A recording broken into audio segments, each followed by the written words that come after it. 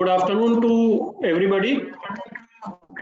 It is indeed a pleasure to welcome you all to the first day of this refresher course on Code of Ethics. I am privileged to have with me the speakers for the day and stalwarts of our profession. Past President CA Manoj Fadnis ji, in absentia, he would be joining us a bit late.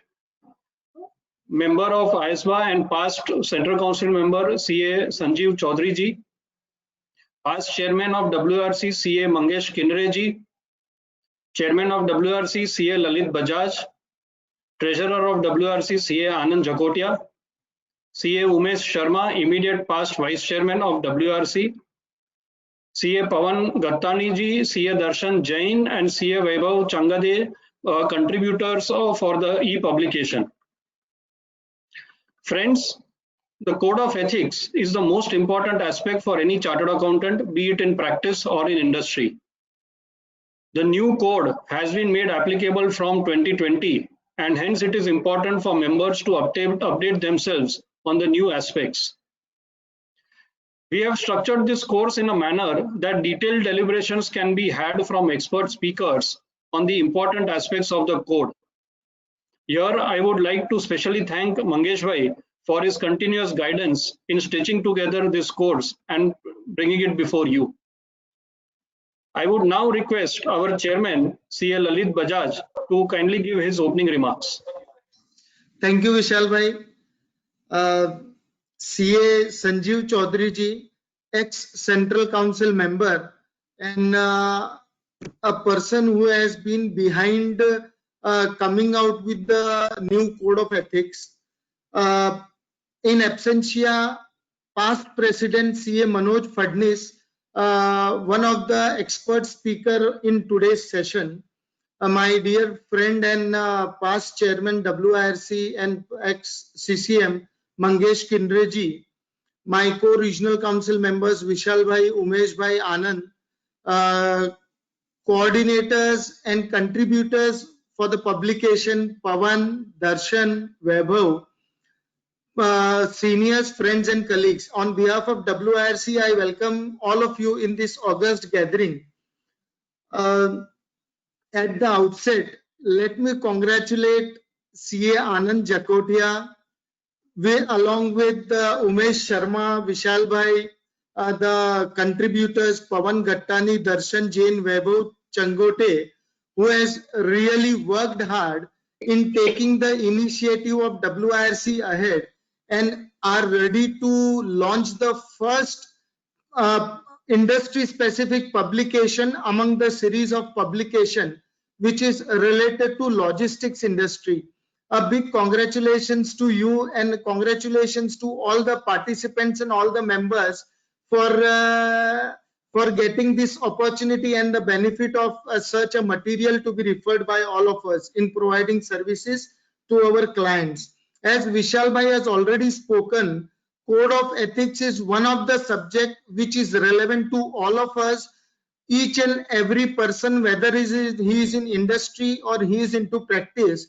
And with personalities like Sanjiv ji, Manoj ji, Mangesh ji, Vajay ji on the board, I think so we will be able to understand and understand the nuances and criticalities of Code of Ethics in the best of its manner. Friends, I would like to announce we, like every year, we are having our regional conference this year on 24th, 25th and 26th December. I would request the participants that those all who are interested to join, please register yourself at the earliest. The program will be there on WIRC website within a day or two. Over and above this, couple of things which I would like to share with the participants today is, you might be aware, the point only I want to make here is that we are taking several initiatives. I want the members here that those all who are interested to participate or contribute, please come ahead. We have started with a research forum wherein we have selected 10 topics and we have formed a group with expert advisory team, those who are helping in those research activity. If any of the member is interested, please write to us so that we can include you in the group. we are starting with a mentorship assistant program for the benefit of young members and the members who want to enter into an arena wherein they are not already into practice or looking forward for some career prospects. We are listing out seniors who will play a role of mentor. If anyone among you would like to contribute in this initiative and would like to accept being a mentor, please write to us at wirc@ici.org. We have started with various help desk, whether it is networking, whether it is procedural aspects, whether it is career counseling, whether it is senior citizens. Please take benefit of various initiatives of WIRC. We are starting with women empowerment program, wherein we are listing the women chartered accountants who are looking forward to come back to CA profession after a short break because of any of the reason. Please write to us at WIRC, because we are listing the resources and we are ensuring the best possible way of connecting the CA firms all across the India who are looking for some team for serving the clients and the members who are looking to come back to profession. So we are trying to bring together these resources. These are some of the initiatives. Over and above this, I would request all of you, please participate and please contribute in all the initiatives of WIRC so that we can serve you more and more better. With this, I once again congratulate the team behind this publication and welcome all of you in this August gathering. Thank you, Vishal bhai. Yeah, thank you, Chairman, sir. I would now request Anand Jakotia to kindly take the responsibility for releasing the publication and giving a short overview about it. Anand bhai.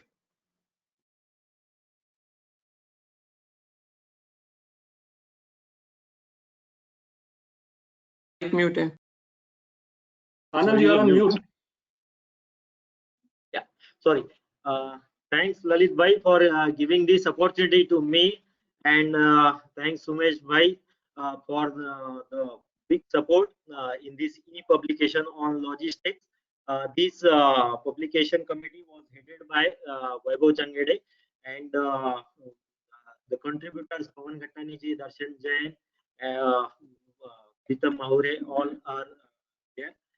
They have worked for last 3 months, and today we are coming with this e-publication on logistics.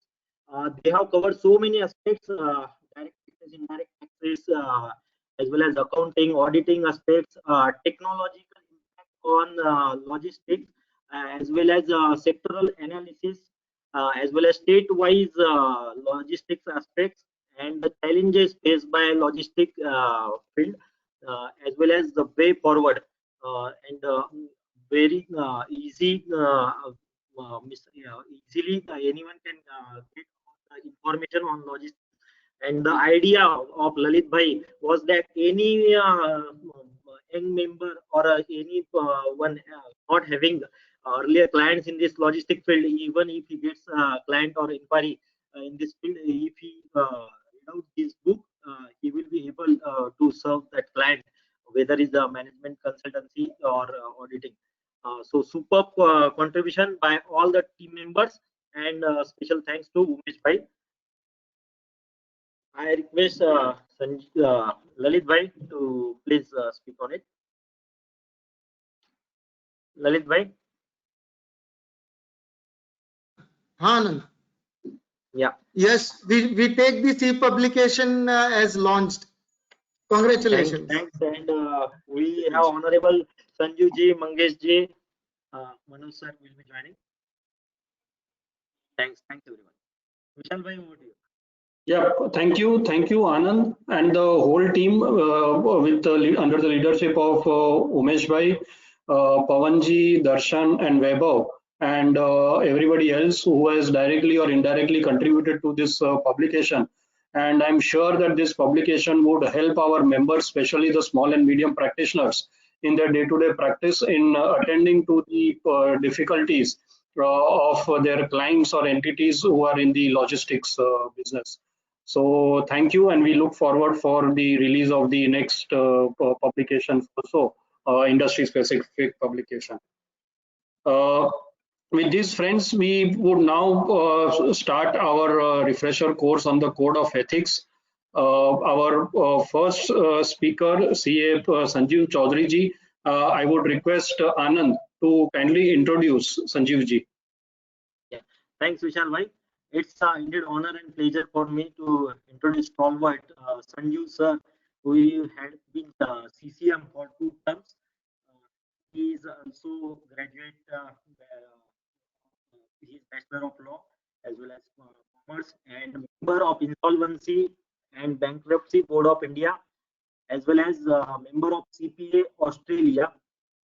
Uh, Sanjiv sir is a member at the International Ethics Standards Board for Accountants, New York, USA since January 2019, and he is carrying 38 years long experience in our profession. He was elected twice in 2013 as well as 16 on the Central Council from NIRC, and he had chaired Ethical Standard Board, Expert Advisory Committee, Research Committee, Internal Audit Standards Board, Committee on International Taxation, and he had vice chaired so many other committees as well, and contributed in big way, not just in ICI but on various different forums.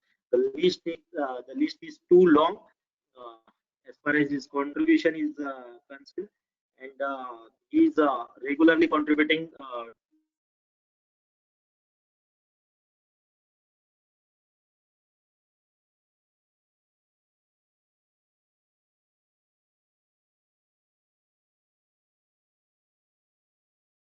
I think there is some network issue with Anand. Sanjiv sir, we welcome you to this refresher course on behalf of WRC, and we request you to kindly share your thoughts, your views, your presentation on the overview and understanding of the new code. Over to you, sir. Thank you very much. Mr. Bajaj, Chairman, Mr. Vishalji, Vice Chairman, Anand, this Treasurer, and the other colleagues, and my esteemed friend and a very close person who I really worked for at least 3 years in the council, enjoyed really working with him, Mangesh bhai. Many thanks for, first of all, having me here, and many thanks for this kind introduction. I think I must also congratulate WRC on this launching of this publication, the e-publication on the logistic industry.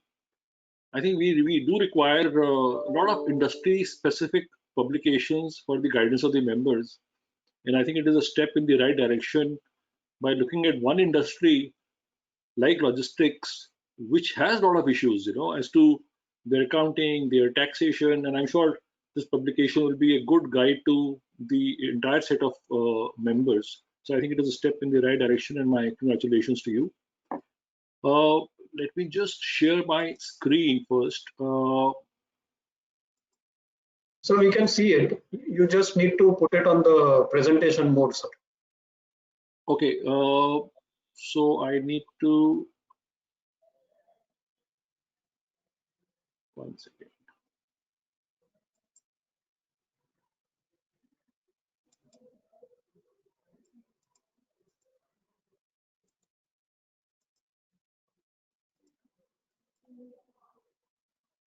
Can you see the presentation? I can't see it myself. Sir wifi के just ऊपर पे full screen का option sir wifi के just ऊपर है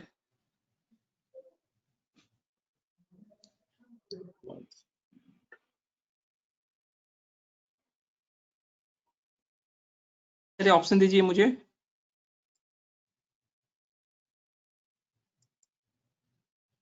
दे दिया मैंने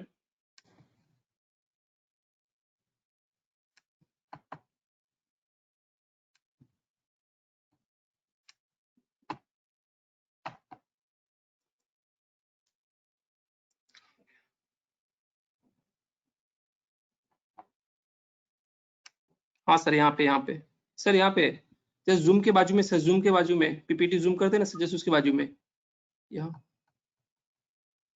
sir ऊपर सर यहाँ पे जूम करने का ऑप्शन है सर यहाँ पे ये वाला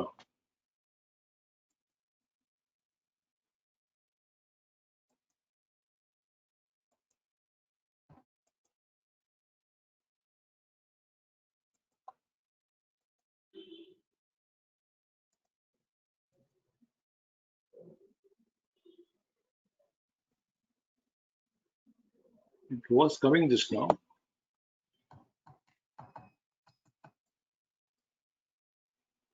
सर स्लाइड शो पे जाइए ना, आप ऊपर देखिए स्लाइड शो है, हाँ वहां पे क्लिक करिए। Shift F5, maybe that would help.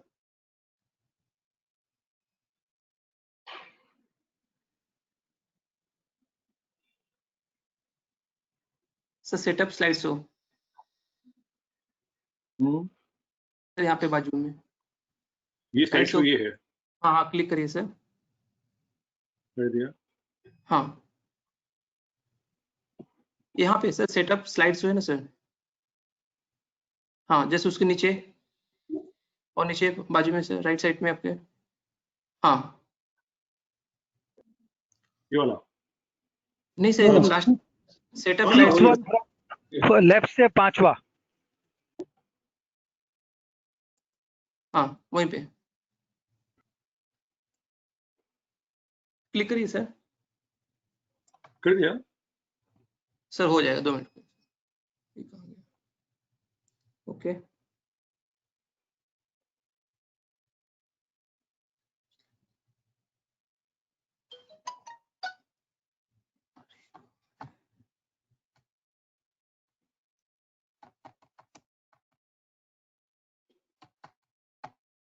So it is open on my laptop.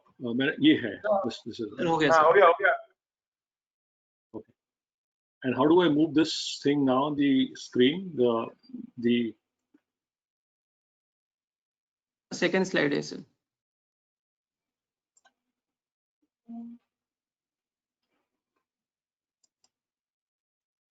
जो मुझे अभी स्क्रीन पूरी नजर नहीं आ रही, I can see only 1/3 of it. पर आप लोगों को नजर आ रही है पूरी screen? Yes, sir. So I think let's keep it like this. I can probably run parallelly on my. I'll run it at 2 places, and because I can't see the full screen myself here, I need to hide the pictures and see the screen.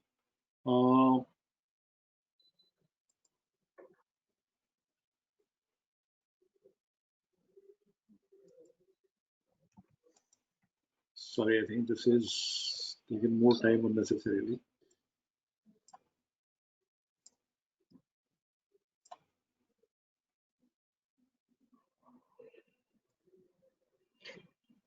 So we can see the full screen, full slide. Okay. I think let's start then. Sure, sir. So I still can't see it, but I think I'll manage partly with it. So हो जाएगा उससे काम. Starting on the code of ethics, and I think as probably Vishalji mentioned, do we really require the ethics to be coded first of all, or isn't it something which is natural and normal, which should come to all of us? I think ethics is one thing which is probably inbuilt into all of us. It is the value system which we have, and I think it is required to be coded because it is an expectation from us as members of the profession that we follow certain code of ethics. Now, as all of us know, our institute is a member of IFAC for many years, and one of the boards of IFAC is the International Ethics Standard Board for Accountants, which has the responsibility for setting standards for world over for the accountants. So what IESBA does is, IESBA in their capacity as a board has the responsibility of setting standards for the world which are more recommendatory in nature. What IESBA does is it recommends for the countries to follow those standards, and it is for the countries to see what is required for them and what is not required for them, or what is to be modified. They then modify those standards accordingly. Now, if I look at our earlier code, and this is the new code, I would use the word new code or the revised code. Our earlier code, the code before this 2018, our institute has passed that code in 2009. And that 2009 code of ethics was based on the IESBA code of 2005. So the IESBA code of 2005 was looked at by the institute in 2009, and then they established their own code of ethics, which was basis the ISBA code. And this 2009 code, which was applicable till 30th June last year, has two parts, Part A and Part B. Part A is based on the ISBA code, whereas Part B is actually based on the domestic provisions, be it the provisions of our CA Act, CA regulations, Companies Act, Council guidelines, etc., etc. Now, when in 2018, it was the council year when I was in the council at that time along with Mangesh Bhai also. We earlier also, in I think 2016, had taken the task of revising the code, but we could not accomplish it.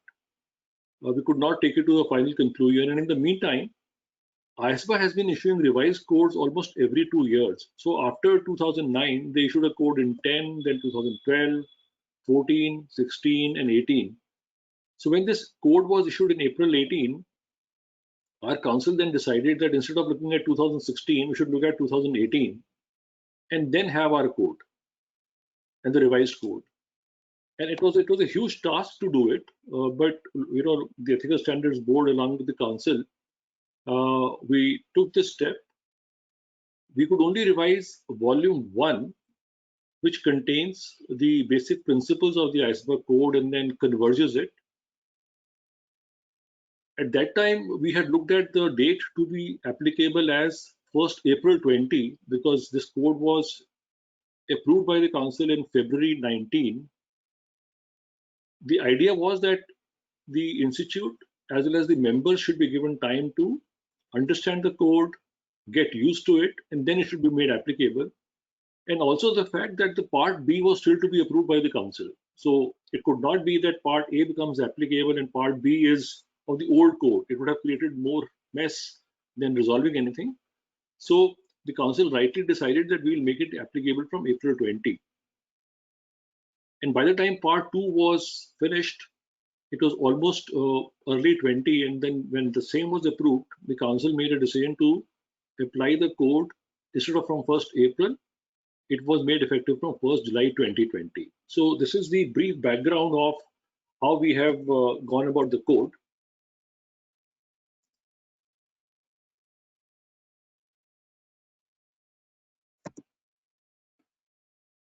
Now, a lot of people had asked me this question: is our code being adopted on the ISBA code, or there is a convergence? And I thought I must clarify this point.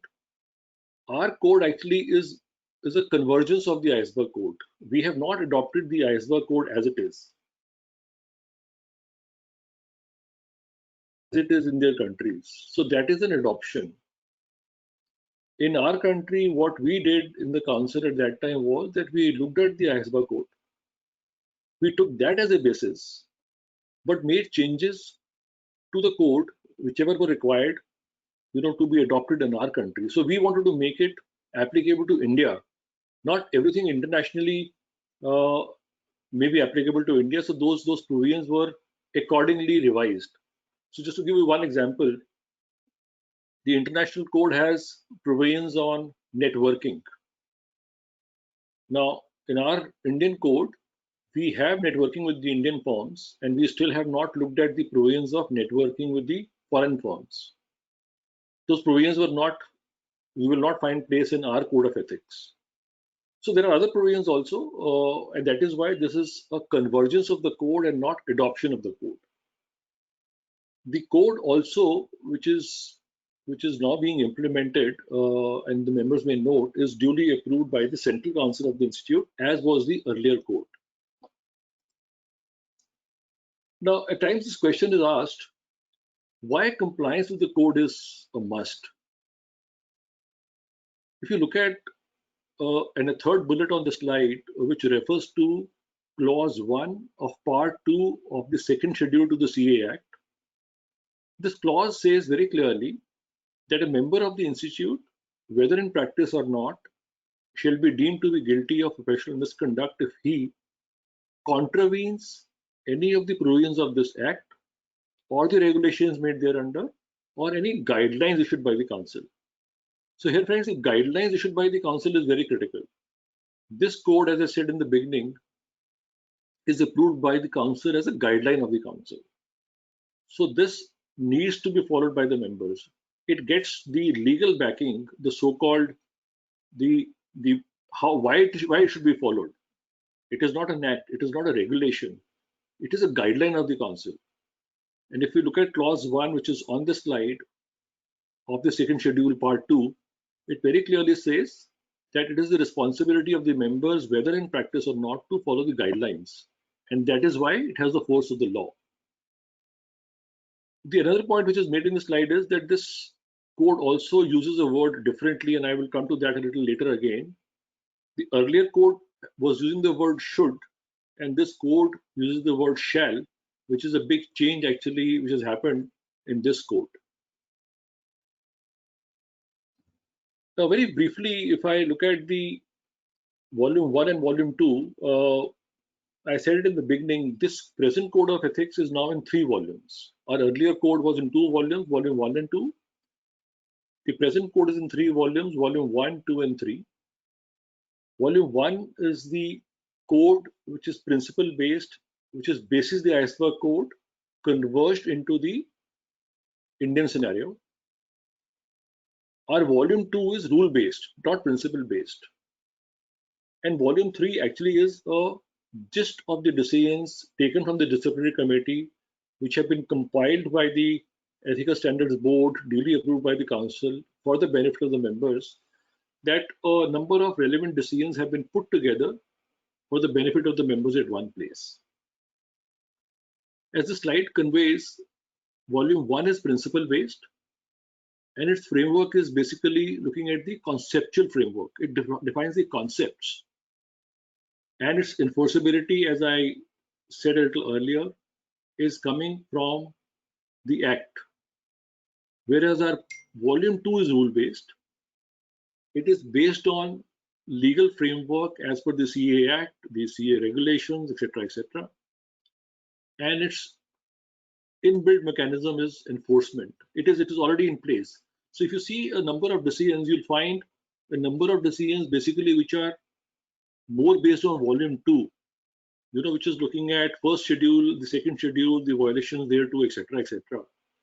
You'll find less number of cases on volume 1, and I don't know the reason, but maybe one of the reasons is that earlier code had used the word should at a lot of places, and now the code uses the word shall, which is much more stricter in its comparison to the earlier code. If you now look at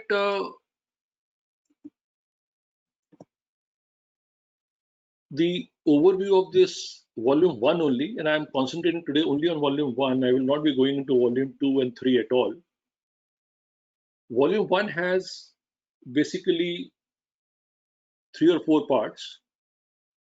Part 1, which is applicable to all chartered accountants, this code uses the word professional accountants, basically contains the provisions on complying with the code, the fundamental principles, and the conceptual framework. Part 2 is now separately there for professional accountants in service, whereas Part 3 is applicable to professional accountants in practice. Then we have Part 4A and Part 4B, which looks at the independence standards. And there actually this code, the maximum number of pages are on independence, which is Part 4A and 4B. 4A looks at independence for audit and review sections, and Part 4B is looking at independence for other assurance services. And in the last, we have a glossary. So this code actually is in a way divided into Part 1, 2, 3, 4 with glossary. So it is slightly differently structured than the earlier code. Now, if I have to look at what are the 5 most important substantive changes, which are substantial, I think the members must note, and I think by now a lot of things may have been discussed, but if I compare the 2009 code with the new code, one very important change this code has is there is a chapter on responding to non-compliance of laws and regulations. In brief, it is called NOCLAR. And I will discuss this in a little more detail in my later slides. But this is one big change which has happened in this code and which members must note. Now, having said that, the applicability of this has been deferred, and I'll again address those three issues which have been deferred by the council. But this is one important change which is there in this code as compared to the earlier code. The second substantial change is that in the 2009 code, there was practically no prohibition on taxation services, practically. Whereas in the new code, with the change in times, there are certain restrictions on taxation services to audit clients, which again has been deferred. So this is the second substantial change. Third, there is a new chapter or new section on prohibition on management responsibility to the audit client. So can I assume management responsibility for an audit client? The answer is no. The earlier code did not have any description on this. The new code has a separate section in it, and it is a very, very important section, which again I will touch on it when I go further in my slides. The fourth one is the safeguard on fees from a single client. Should you be independent or should you not be independent of an audit client? If independence has to be seen, what should be your fees from a single client or his associate companies? And this new code had a new provision. In the earlier code, there was a provision which was recommendatory. This new provision, which again has been deferred, again I'll touch upon this, but this is one again substantial change which impacts a lot of members, especially the SMPs. It has again been deferred. And the last, which is not a very big change, but again worth noting, is the duty of an accountant in case of breach of independent standards. So if there's a breach, can I take corrective steps myself? Our earlier code did not have anything there, but this new code has a section on this also. So if I look at, there are many other changes, but if I look at the substantial changes, these are the 5 substantial changes which have been made to the code. For the benefit of members, I thought I'll address them first. If I now look at which are the most 5 structural changes. Earlier I discussed about substantial changes. Now I'm just looking at very quickly what are the most important structural changes which have been made to the code. So in the 2009 code, we had independence for assurance engagements as one thing, whereas this new code has independence requirements for audit and review engagements separately and other assurance engagements separately, which is part 4A and part 4B as I initially explained. Then independence section has been recharacterized as international independence standards as compared to in the earlier code when there was no characterization done like this. I think this third is one of the most important structural change. Our 2009 code had used the word should at a lot of places, that a member should do this, member should not do this, etc., etc.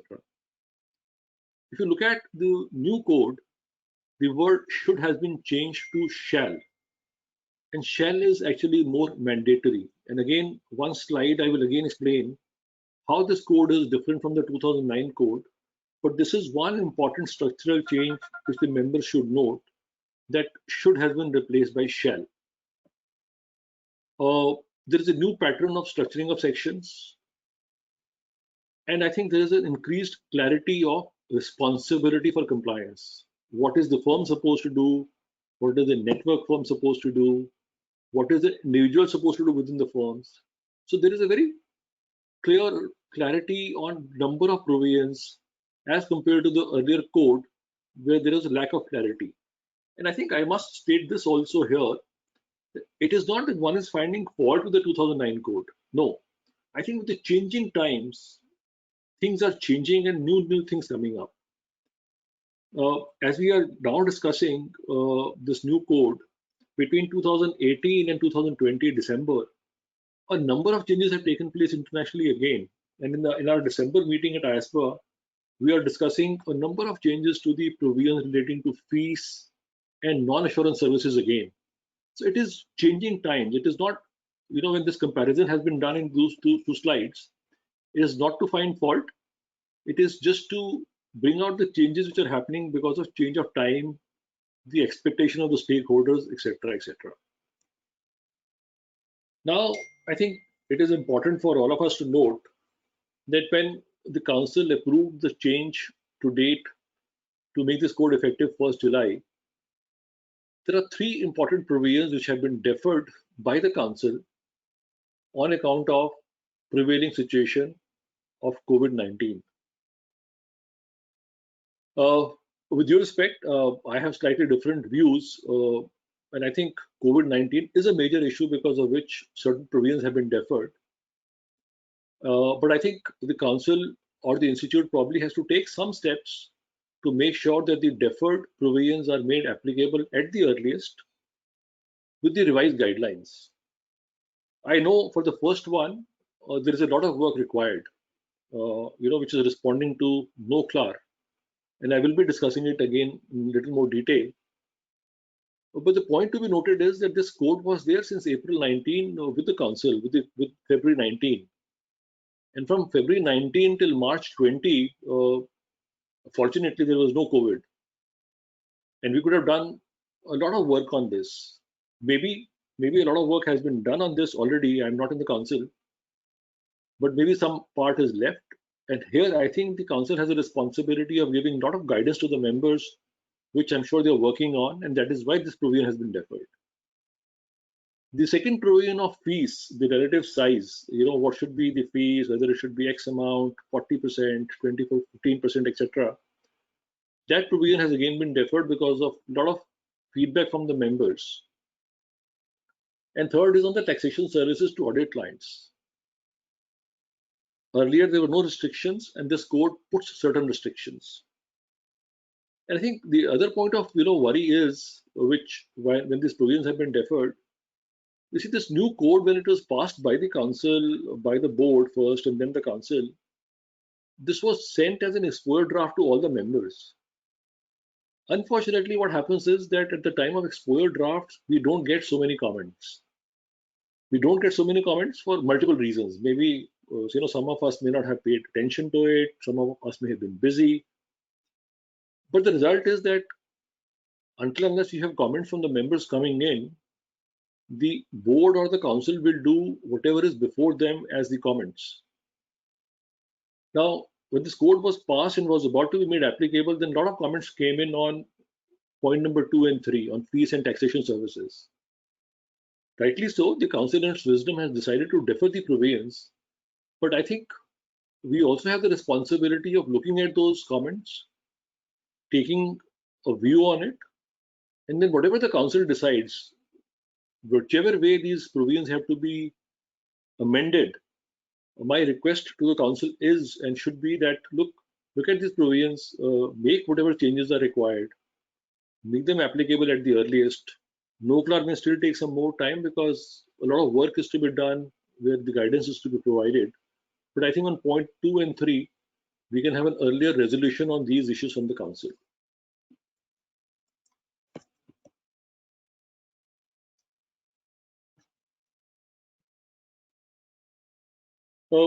Again, very briefly on this slide, the IESBA uses the term professional accountant instead of the word chartered accountant because internationally that is the word which is used.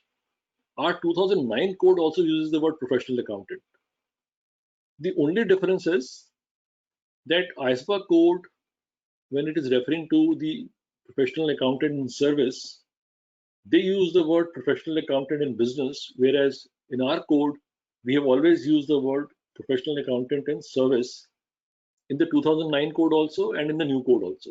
So it is just pointing out that we are consistently using the word professional accountant in practice and in service as compared to the different word used for the accountant in service by the IESBA code. Now here I think this is the core of the code of ethics. what are the 5 fundamental principles? And there is no change which has taken place in the fundamental principles. The fundamental principles have remained the same.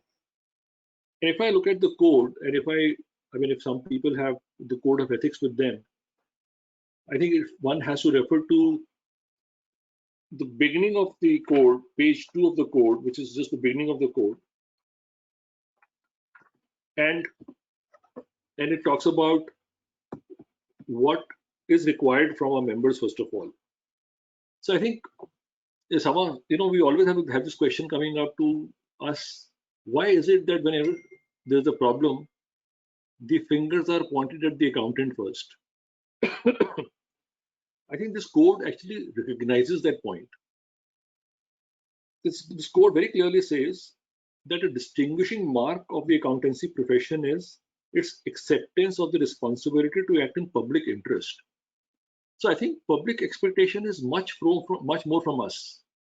We hold out to the public that if we do an attest function, if we do an audit function, I'm not going into the true and fair and true and correct between different reports. I think the expectation is that whatever we do as an attest function, one can place reliance on it. One can put faith on it that has been verified by an accountant, by a chartered accountant who is an expert in this field. And this is what is recognized in this code also. So when this code says that we will act in public interest, because a lot of places where we issue certificates, at some places the reliance is placed by a number of stakeholders, whether it is government, SEBI, RBI, banks, etc., besides the shareholders. And that is why it is a must that we must recognize that these are the 5 fundamental principles for all members. And those are integrity. Now, what is integrity? That a member should be straightforward and honest in all professional and business relationships. That's integrity. The second fundamental principle is that a member must be objectivity. And again, the code says not to compromise professional or business judgment because of bias, because of conflict of interest, or undue influence of others. So this is the expectation from a member, that he will follow this fundamental principle of objectivity. The third fundamental principle is professional competence in due care.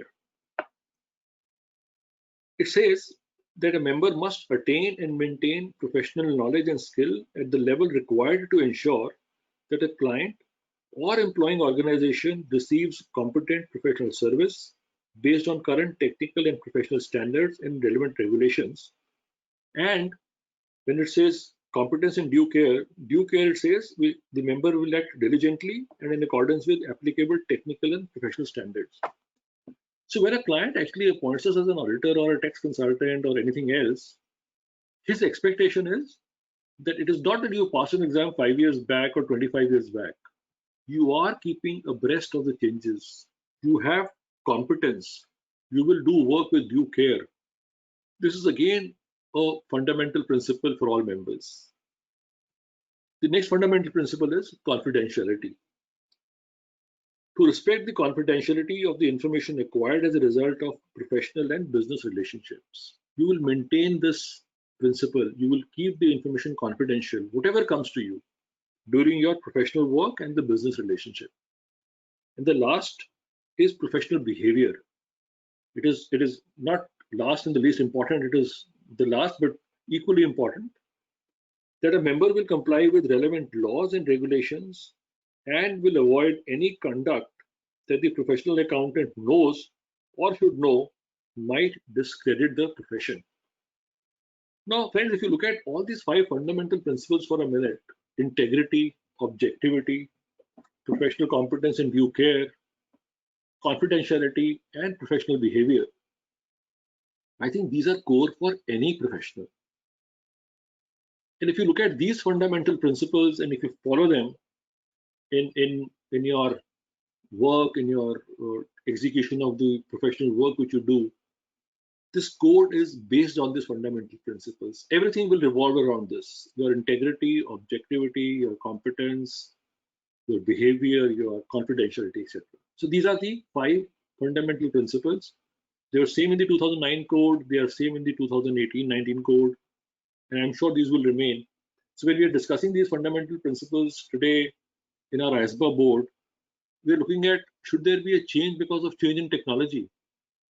Should the fundamental principles, should something be added here? And I think we have resolved again that I think this doesn't require a change. The technology may bring in different kind of complexity to the work, but will not require any change to the fundamental principles, is the thought process in the board even today also. Now, quickly moving forward, the code then explains on the conceptual framework. This is the conceptual framework, that how you will look at the code, how will you evaluate the threats.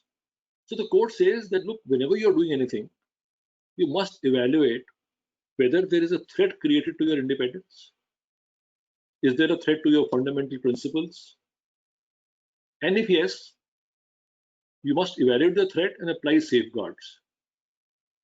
By applying safeguards, and I'm not going into the detail, but everything will have some safeguards to look at. By applying the safeguards, you can either reduce the threat to an acceptable level, or you can eliminate the threat altogether, or you may conclude that it is not possible to reduce the threat, which is, threat level of a particular assignment. If you can reduce the threats to an acceptable level or eliminate them, then you can proceed with the assignment. But if you conclude that it is not possible to reduce the threats to an acceptable level, you may end up declining an assignment, declining a job. So this is the conceptual framework which is defined in the code and explained in the code very clearly. Now, I said in the beginning that our new code has a new pattern of structuring of each section.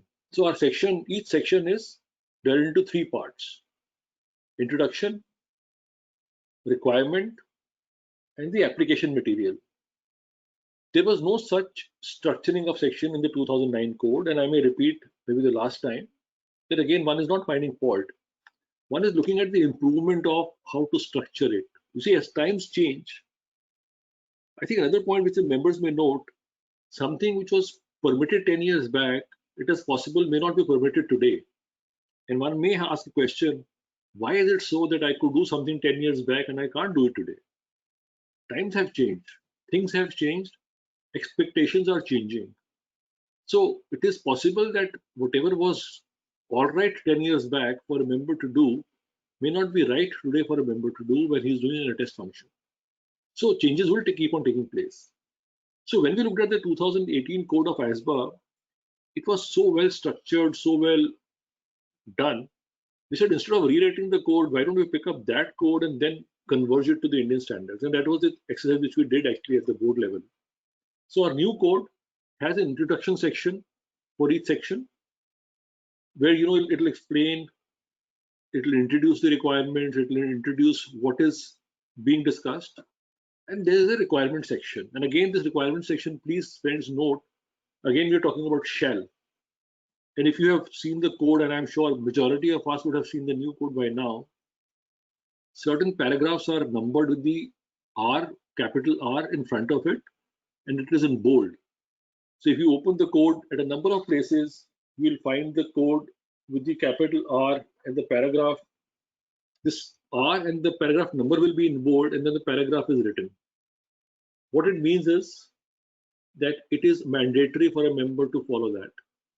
It is a requirement of the code, and it is clearly distinguished in the code itself.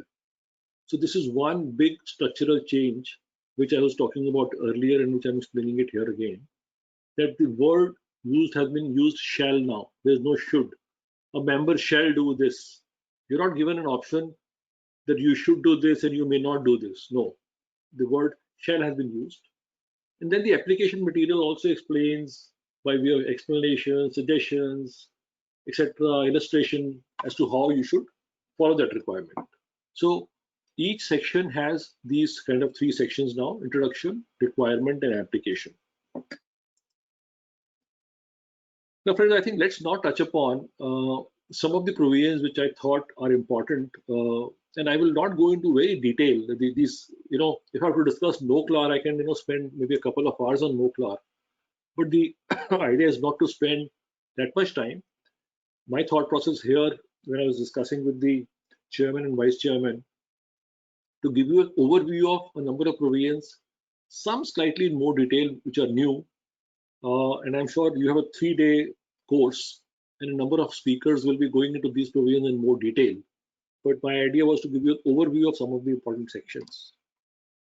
So this NOCLAR is one big change which has happened to the code. And again, I'm repeating, this has been deferred till further notification. And my understanding is that the council probably in its December or January meeting will be looking at these 3 provisions again and would be probably taking a decision as to the date by when they will become applicable. This is my oral understanding. Nobody should hold me to it. This is what I've heard, that this may happen. Now, what is NOCLAR? See, as I said in the beginning, there's a lot of expectation from us as members of the institute when we do our attest function. Can I say that when I'm doing my test function, I'm doing the audit under Companies Act, and if something else comes to my notice, I will not look at it? And let me give you an example of it. Supposing I'm doing an audit of a real estate client. That real estate client, and it is a public information which I'm talking about, one real estate company had the approval to construct, say, 40-story building. And that real estate company, instead of 40-story building, started constructing an 80-story building instead of 40, or 60-story building. Now, during the course of your audit, you came across some show cause notices to them that, look, what you're doing is absolutely incorrect against the laws of the country. You had approval for 40-story. How can you construct 60-story? Why should they not be demolished, etc., etc.? Can my member say that if he was aware about this, since there was no contravention of the Companies Act, I will not look at this and I will not report this? Now, this was one area which I think there was always a gap as to what is it that I must report. You see, if it is something financial, I need to report. Something which has a financial implication on my financials which are being signed, I need to report.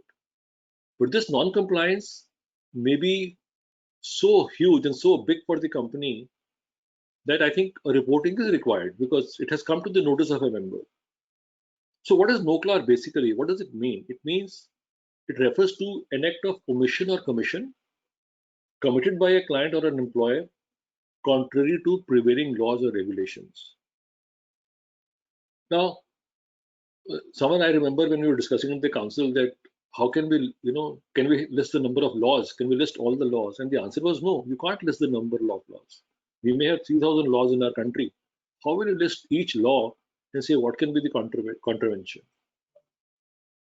Now, obviously, this can be very difficult and stressful for a professional accountant because saying that he has a prima facie responsibility, the idea is, can I turn a blind eye to this? Take a case of Union Carbide, which created havoc in the Western region almost, I think, 20, 30 years back. Now, if the member had seen something which was so big that it would have impacted an entire town, it has impacted more than, I don't know, how many thousands of lives. Can a member say that I'll keep a blind eye to it?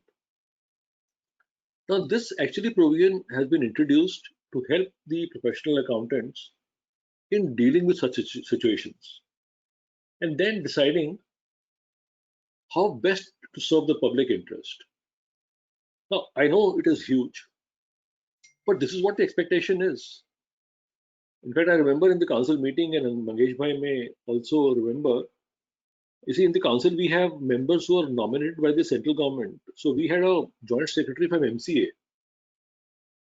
When we were discussing this provision and there was a discussion, should we have it or not? I remember the MCA saying, look, if you will not have it, we will bring it as a law. And I think, Mangesh Bhai, if you recall, MCA at that time were coming out with the draft NFRA rules. And in the draft NFRA rules, they wanted to have a separate code of conduct, separate code of ethics for our members. Number of things were there which MCA wanted, which our institute is doing.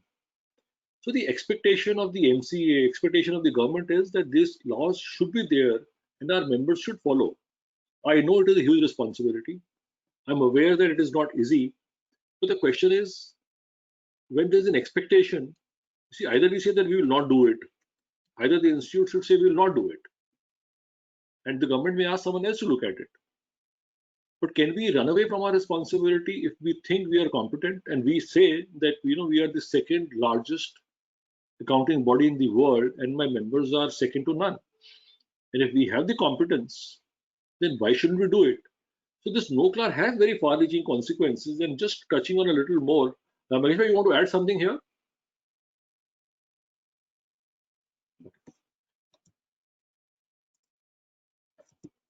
So its applicability. You see, if you look at the IESBA code, it is applicable, the no-CLAR is applicable to all assignments, every possible assignment. In India, when we looked at the code, the council said, let's look at its applicability only for listed entities to start with. Because, if I have, if my audits is say 100 entities or 10 lakh companies, maybe a smaller portion let's start with. Let me not start impacting a small-time member sitting in a very small town or some remote place. He may not understand what is no-CLAR. So let's bring its applicability step by step, which is fine, because the council decided that's applicable only to listed entities. And let's start with making it applicable only to the audit assignment, not every assignment. And third, the members may notice that it is applicable to the accountancy service also, again, only for the listed entities and not everyone. So it has far-reaching consequences, I accept. But the question is, can we shirk away from our responsibility? And the council felt no, and that is why this provision was introduced. Now, if you again note, we today have a responsibility that if there is a effect on the financial statements, the disclosure is a must and I must report. But it is the other laws and regulations which are more important. And if I look at the other laws and regulations, I've given some examples here.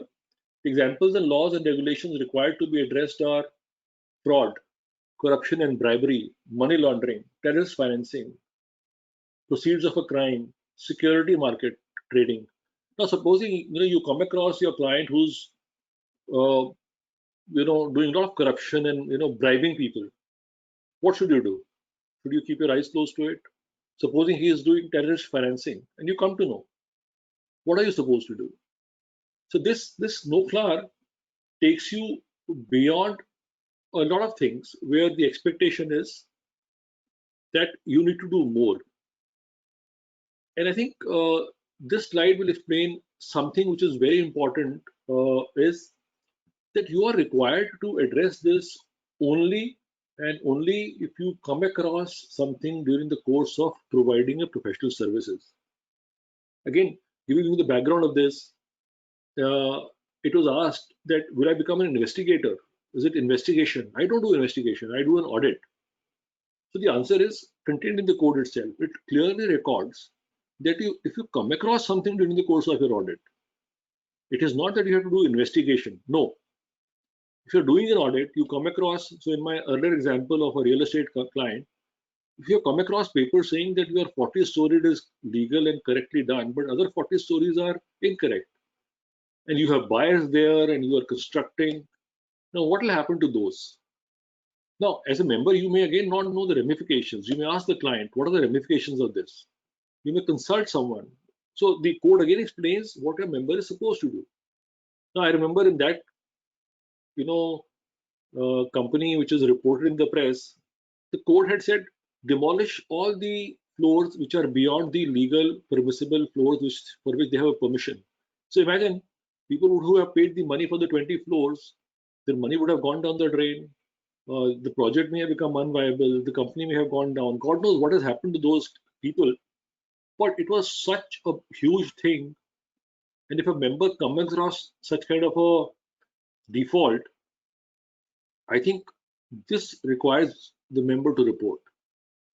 Now, if the matters are inconsequential, are you supposed to report? The answer is no. Small matters, forget about it. What is inconsequential? I think the member can decide that. Are you supposed to look at the personal misconduct, which is not related to the business activities? The answer is no. Whatever the client is doing personally, that's not your problem. You're looking at the business. You're looking at your client and the activities which are related to the business and profession. And for who do you look at the non-compliance? Non-compliance by the client with those people who are charged with the governance, management. You're looking at the senior people basically. You're not looking at maybe somewhere down the line, etc., etc. So this is again, and again, please note, this code is principle based. This is not rule based. We're explaining the principles here, what you're supposed to see. So again, this code recognizes the fact that what all will you look at, and again explains what is an appropriate authority. So supposing there's a case of a fraud or irregular reporting, fraudulent financial reporting, who will you report to? You can report to SEBI. You have defaults in loans, incorrect loans given. Who do you report to? Who is the regulator? You can report to RBI. If you don't know who to report to, in fact, the code recognizes that and it says you may consult a lawyer, you may consult the company, you may consult someone else, you may consult the institute also. And that's where I think the institute has another responsibility of guiding the members as to who they should consult.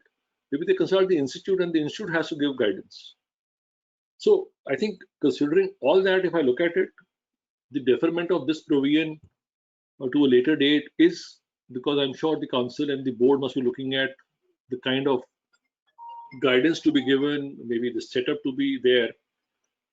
But yes, the ICAI has the responsibility to guide the members. So this provision is there in the code. So whenever it is made applicable from, there should be proper guidance. There should be a proper infrastructure in place at the institute for this. This I think I have discussed briefly already. Again, just repeating one point here. This part 4A and part 4B are very clearly differently there in the code. 4A is for the independence for audit and review engagements, and 4B is for independence for assurance engagements other than audit and review. So 4A and 4B has been very separately kept in the code. This is the most bulky section, as I said in the beginning also. So whenever there is a reference required, do look at these provisions. Now, this is again one of the, I think, substantial changes which I have spoken about, breaches of the code. Again, 2009 code did not have anything on this. And the 2019 code captures that in case there is a breach of the code, is there a mechanism of self-correction? Can I correct the breach myself? And I think this code very clearly recognizes that if there are certain breaches which are very trivial, there is a breach. Small or big, there is a breach. But if there's a small breach, can I take some corrective steps?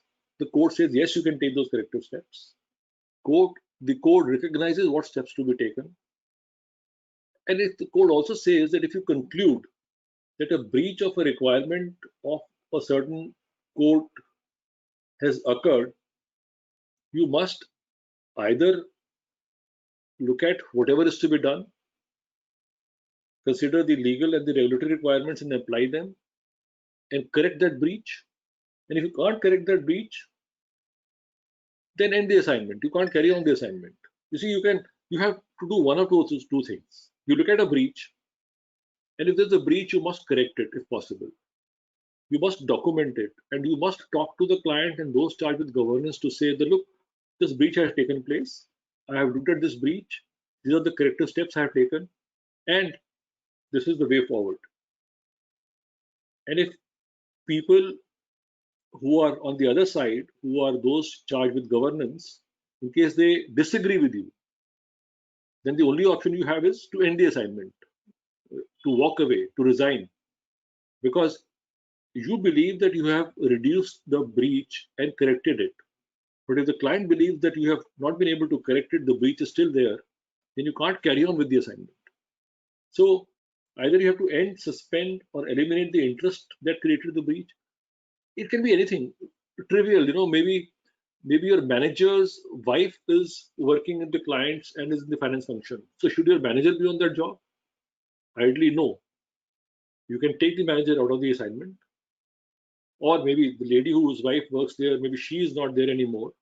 So if there's a breach, you need to correct that. And this code recognizes that if there's a breach, a firm can take steps to correct that breach, but you can't just sit quiet over it. You must document it, and you must talk to those in governance to tell them that, look, a breach had taken place. Again, transparency. Your professional behavior. Professional behavior would require you to talk to the client. That, look, there is a breach which has occurred, but I have corrected it.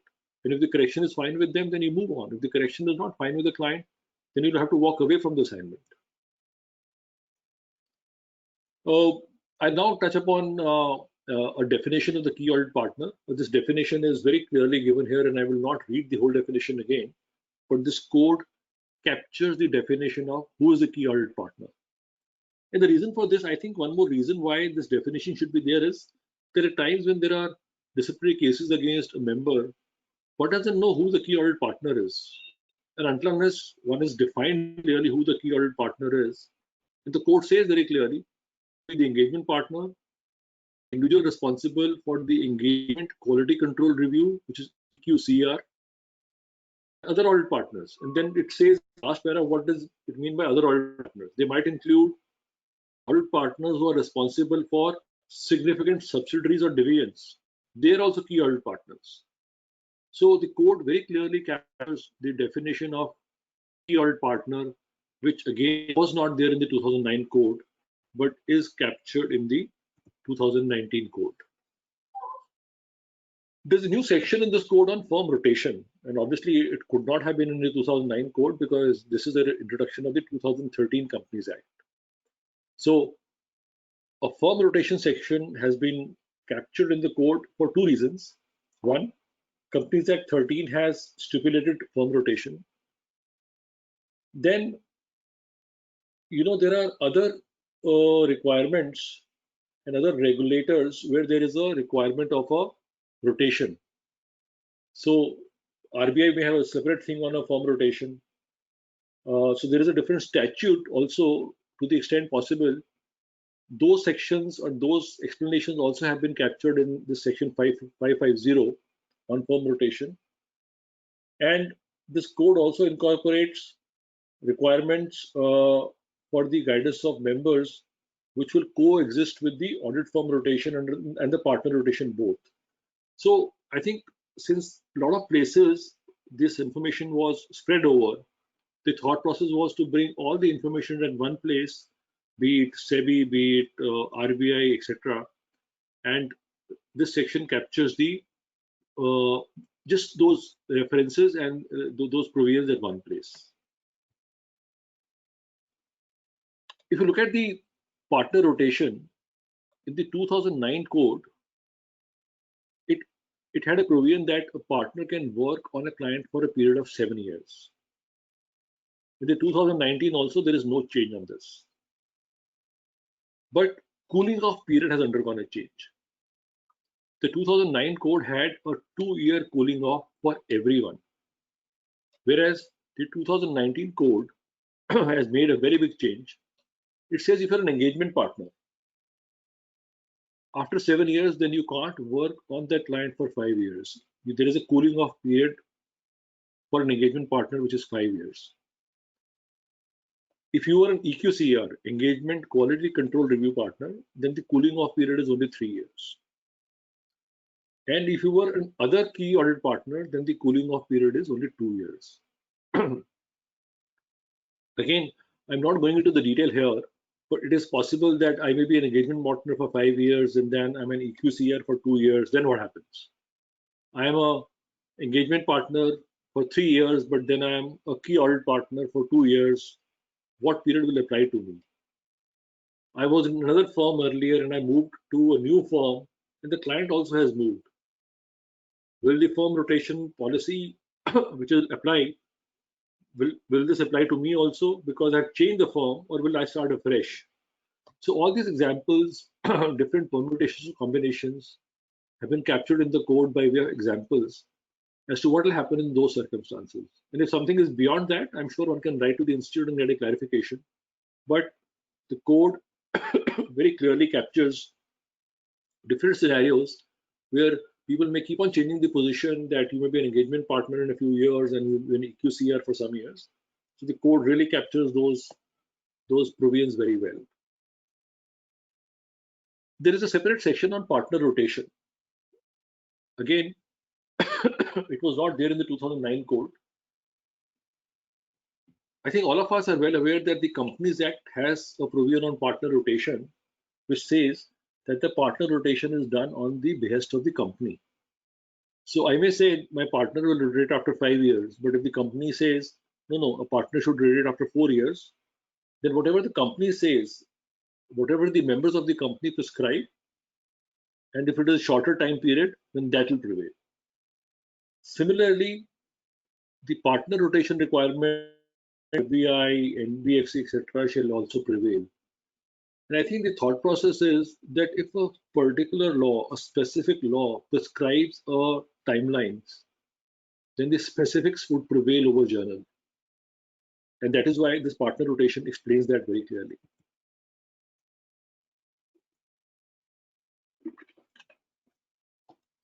Again, a new provision in the 2019 code on what is the difficulties and what are the areas which a partner is not supposed to touch during his cooling off. Now, if you have been, say, an engagement partner for 7 years and the cooling off period is 5 years, what is it that you can't do then? It is not that, you will not just sign the accounts. The code very clearly recognizes, it says there is a complete prohibition on consulting with engagement team. You can't consult with the engagement team. You can't tell the engagement team what position to take, what technical or industry specific positions, issues, etc. Because then you are probably able to, again, prejudice their mind to an extent, because you have done something for 7 years in a particular way, 5 years, whatever it was, before you went into a cooling off period. Once the cooling off starts, there is a complete prohibition on the member on consulting with the engagement team. Similarly, there's a prohibition on leading or coordinating the professional services which are provided by the firm where you are a partner to the audit client, or overseeing the relationship of firm with the audit client. I mean, basically what it is prohibited is that you have to be away from the client. You'll have to be away from the people who are those charged with governance. You are not talking to the people who are directors there. You're not talking to the people who are concerned with the financial statements of the company, and you're able to exercise influence directly or indirectly.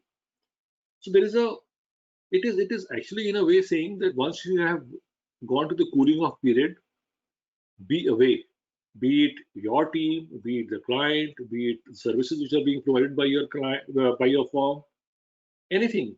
You should actually have as less interaction as possible. I mean, there has to be, it is substance over form. Can you be seen with the client? Possible. But if you're seen as exerting influence, then the answer is no. So again, you'll have to be the judge. This again, code which is principle based, explain the principles which you need to follow. And very clearly, the cooling off is to be strictly followed. Now, someone may ask a question, how will someone come to know that whether I'm following it or not? I think all this will come into play when there is someone raising a question against you. So there may be a complaint tomorrow by XYZ saying, well, you were an engagement partner, you have been replaced by another partner, there's a cooling off period going on, but you were seen to be doing the 1, 2, 3, 4. And this, according to these paragraphs of the code, is a prohibition. Why action should not be taken against you? Then if the documentation proves that you have done this which is incorrect, maybe the institute will take action. And that is where this principle based code will either come to your rescue, or will show the areas where you're not supposed to do something, and if you were fine doing it, then probably will take will compel the institute to take action against you. So again, this code very clearly recognizes the areas which one has to follow during the cooling off period. Management responsibility, again, I think I've said this a number of times. This 2009 code does not have this, and 2009 code did not have these provisions. I think this provision again had to be brought in because there's a lot of discussion on what is management responsibility. I think all of us are well aware that a firm will not and shall not assume a management responsibility for an audit client. I mean, does this sentence require a discussion? I don't think so. But I think there is so much of confusion in people's mind as to what is management function and what is management responsibility. So the question which generally comes up is that can you provide advice and recommendation to assist the management of an audit client during the course of your audit? The answer is yes, you can provide advice and recommendation as long as you are not taking a management responsibility. Management responsibility is that you decide as to what is to be done. If I give an advice and recommendation and the final decision is taken by the management, then I'm doing only advice. I'm not taking management responsibility. And I think this is one area where the institute should work fast, very fast, because there are some regulators who are taking a position contrary to the basic principle of management function, management responsibility. And I think ICAI is seized of the matter and they would be looking at it. But this new code has a separate section on what is management responsibility and what is it that one can do and one cannot do. In fact, it explains, if I just take a minute and tell you,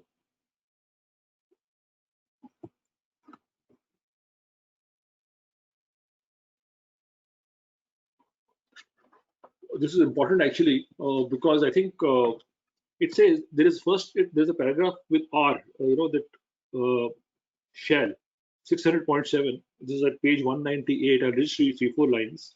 It says a firm or a network firm shall not assume a management responsibility for an audit client. So the word first is shall, not assume a management responsibility.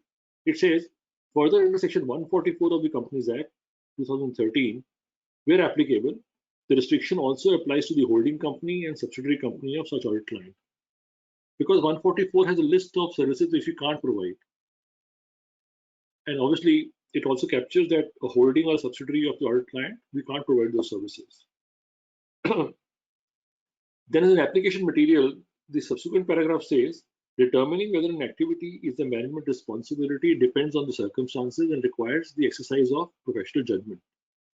Examples of activities that would be considered a management responsibility include, it's an inclusive definition, setting policies and strategic direction, hiring or dismissing employees, authorizing transactions, controlling or managing bank accounts, deciding which recommendation of the firm or a network firm or other third parties to implement. I mean, it gives you a list of about 7-8 examples as to what is permissible and what is not permissible, and say the code says these are not permissible. Because here, if you're taking a management responsibility, it is not permitted for an audit client. And this area, I think, requires attention of everyone. Providing administrative services to audit client does not usually create a threat. And what are the examples of those administrative services is word processing, preparing administrative or statutory forms, submitting such forms, monitoring statutory filing dates. I mean, whatever is routine and administrative, those activities you may still do for an audit client. But anything where the company has to decide, you can only give your advice, you can give only a recommendation at the most, but you cannot take a decision what to do. As long as there is a very clear demarcation and these things are clearly documented, because if tomorrow these questions are asked, one should be able to show with documentation that as a firm, what you did as an auditor is you gave only advice. It was the management who decided. And as long as you have those documentation, I think you are in a safe zone.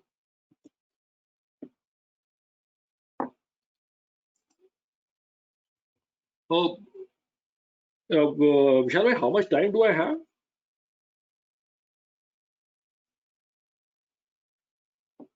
Another 10-15 minutes.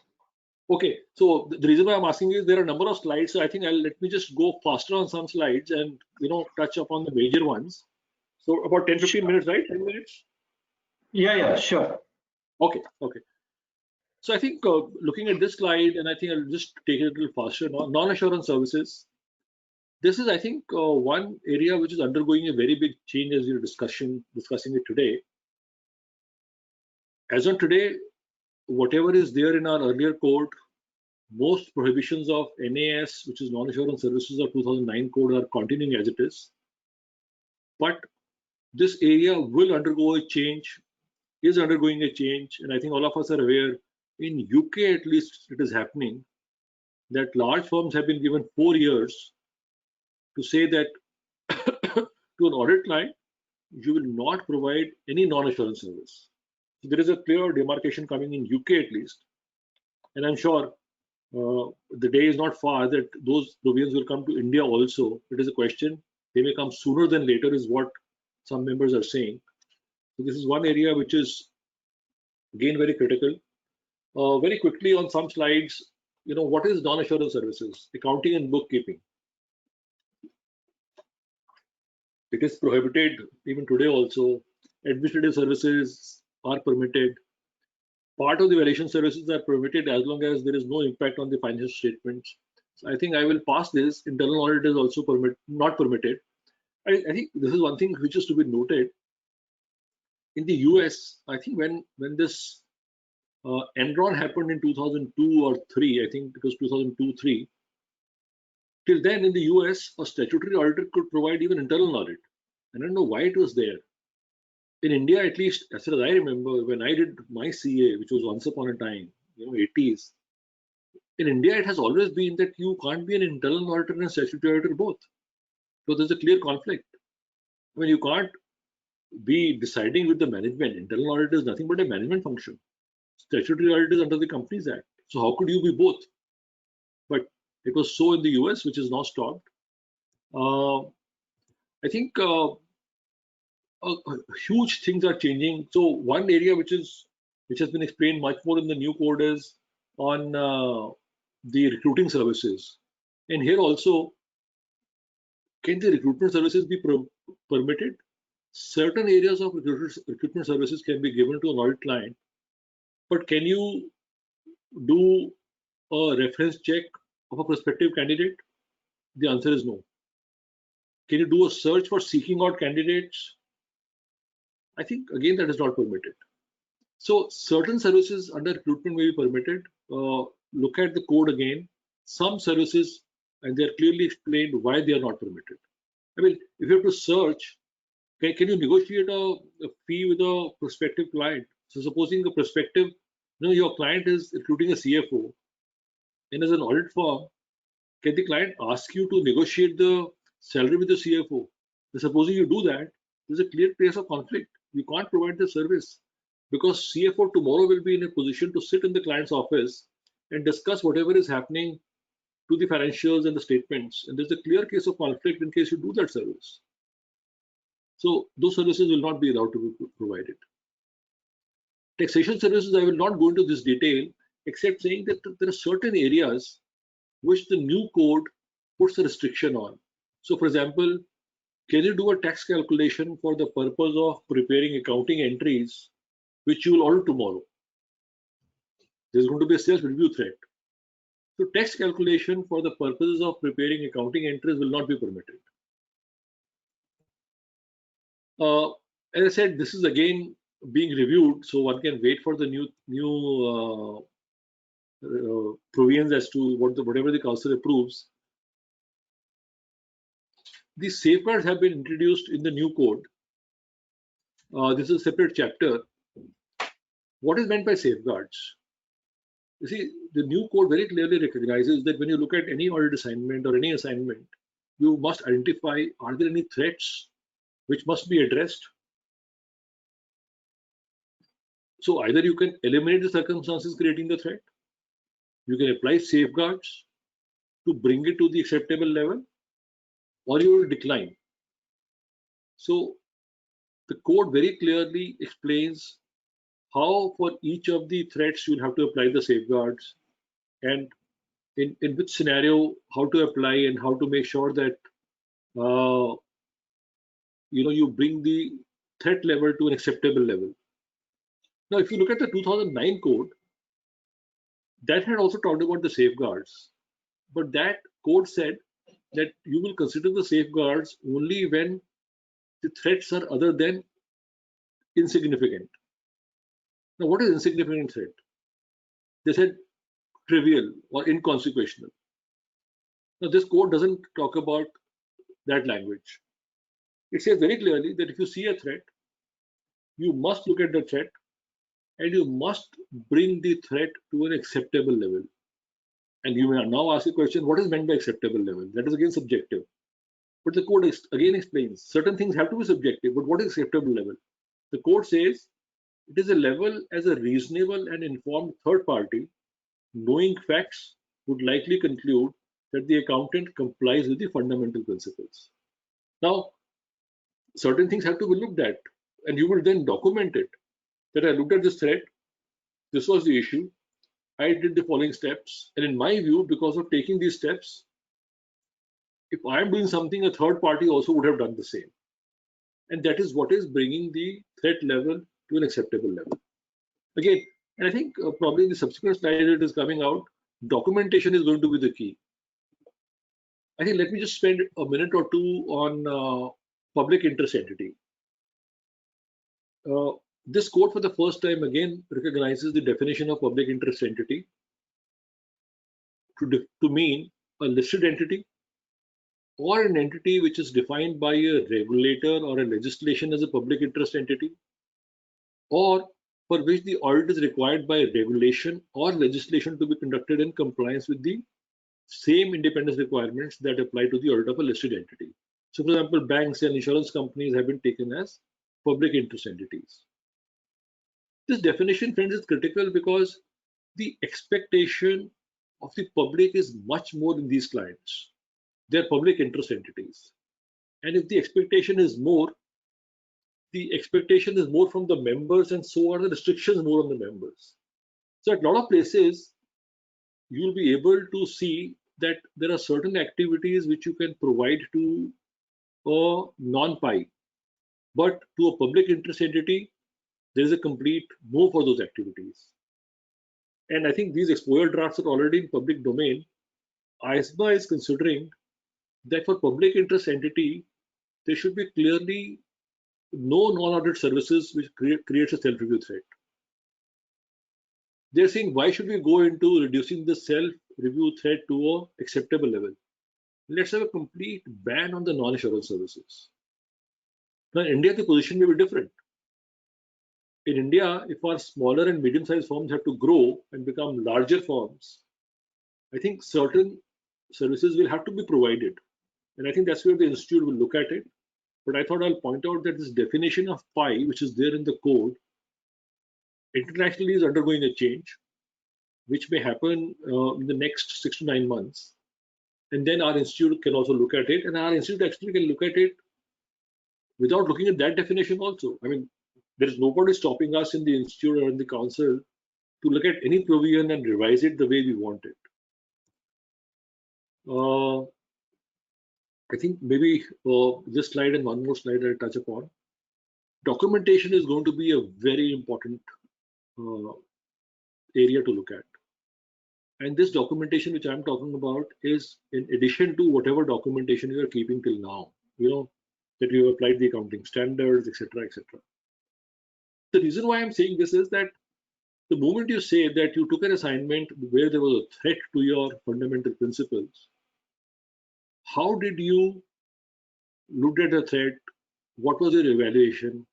What steps did you take? Did you take those steps to bring them at an acceptable level, and how? And did you talk with people in the governance, and what was the response? I mean, everything has to be documented. I don't think one will be able to get away by saying, look, I went to the client and I discussed this issue, and both of us are fine with whatever is being reflected in the financials now. This is being reflected in the financials is the end result of whatever you have done is known. But how did you complete the process of looking at an issue, discussing it, resolving it? Those things will have to be documented. Our saying that we did discuss with the client may not hold good. I would say will not hold good instead of saying may not hold good. And this should be for all the important areas. This is one critical area which one must look at. I think the last one I think I'll briefly touch upon is the professional appointment. This 2009 code again makes one difference, that it puts a responsibility, and I'm just looking at the last bullet here, that it casts a responsibility on the predecessor accountant to respond to the communication against the existing code which is silent on this issue. And the new code says that the predecessor shall comply with the relevant laws governing the request and provide any information honestly and unambiguously.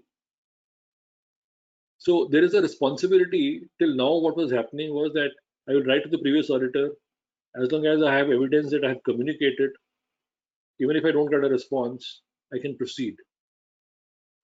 This code makes again this change to say that my predecessor accountant has a responsibility to respond, and he shall comply with the relevant laws. Maybe there are changes in the law in the Companies Act tomorrow. This code captures that and provide the information honestly and unambiguously. I think, Vishalji, with this, I think probably I'll stop because I should not be, taking away the time of a subsequent speaker. But there is so much in the code, which I'm sure in the next 3 days, you have a 9-hour session on this code, and I'm sure a lot of people will be covering, including my past president, Manoj, will be speaking, I think, after me for the next session. I think I'll stop here and hand it back to you. Thank you very much for this opportunity once again. Yeah, thank you, Sanjiv ji. We have time to take one question which a member has asked. The question is that very often the client needs assistance in obtaining a Word template or an Excel file from the audit firm as regards the structure and the form of the final financial statements. Would that be good enough if the audit firm provides such templates and the client completes the preparation of the financial statements using these templates, and doing so would not impar the auditor independence? I think that should be perfectly fine. It is just, I think, more an administrative request of giving a template to a person, or to a client, and I think that should be absolutely fine. It should not be a problem at all. Fine. Thank you, sir, for responding to that. I would now request my colleague in the Regional Council, Manish Bhai, to kindly propose a formal vote of thanks. Sanjiv ji, I would just say that it was indeed a very intriguing session and an excellent start to the refresher course. And over to Manish Bhai now. Thank you, Vishal Bhai, for giving me this opportunity to propose a well-deserved vote of thanks. Sanjiv sir, you have really given us an excellent session, and you have set up a good foundation for this course. And we would have not got a better speaker than you to cover this overview in such a lucid manner. So you have compared this new code with the old code, and you have also given us the international perspective, what is happening in US or UK and other countries. And this code you have explained with the examples, what we are facing day to day. So that is really easier for us to correlate with our own examples. So really, and you have also given us various threats and what are the safeguards what you have to take, and especially last you have touched upon the documentation. What I have seen that especially in case of SME, what you said, कि client से discuss हो गया है, is not the solution. So this is very much important, and that what all the members should keep in mind. So really an excellent session, and we are looking forward to see you more, hear more from you in future also. With this, I request all the participants wherever they are sitting to carry vote of thanks with me with loud applause. Thank you very much, and I think I must place on record my appreciation for Mangesh Bhai. He was also one of the council members when this code was approved by the council.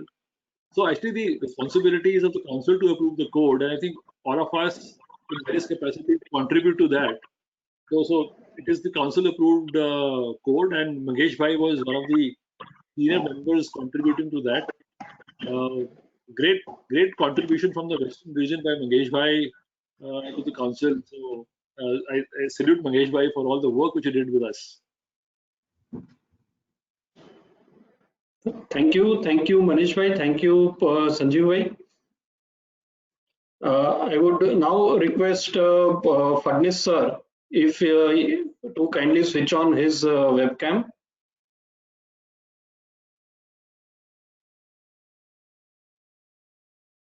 In the meanwhile, I would just like to update the members that WRC is coming out with a short video on Code of Ethics every month, which contains FAQs on the Code of Ethics.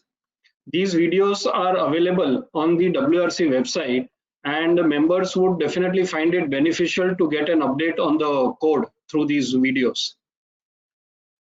Friends, I take this opportunity to welcome our past president, CA Manoj Fadnis ji, who is going to discuss with us on the audit and review engagements, that is the independent standards and other related provisions from the auditing standards, the rotation, resignation, etc.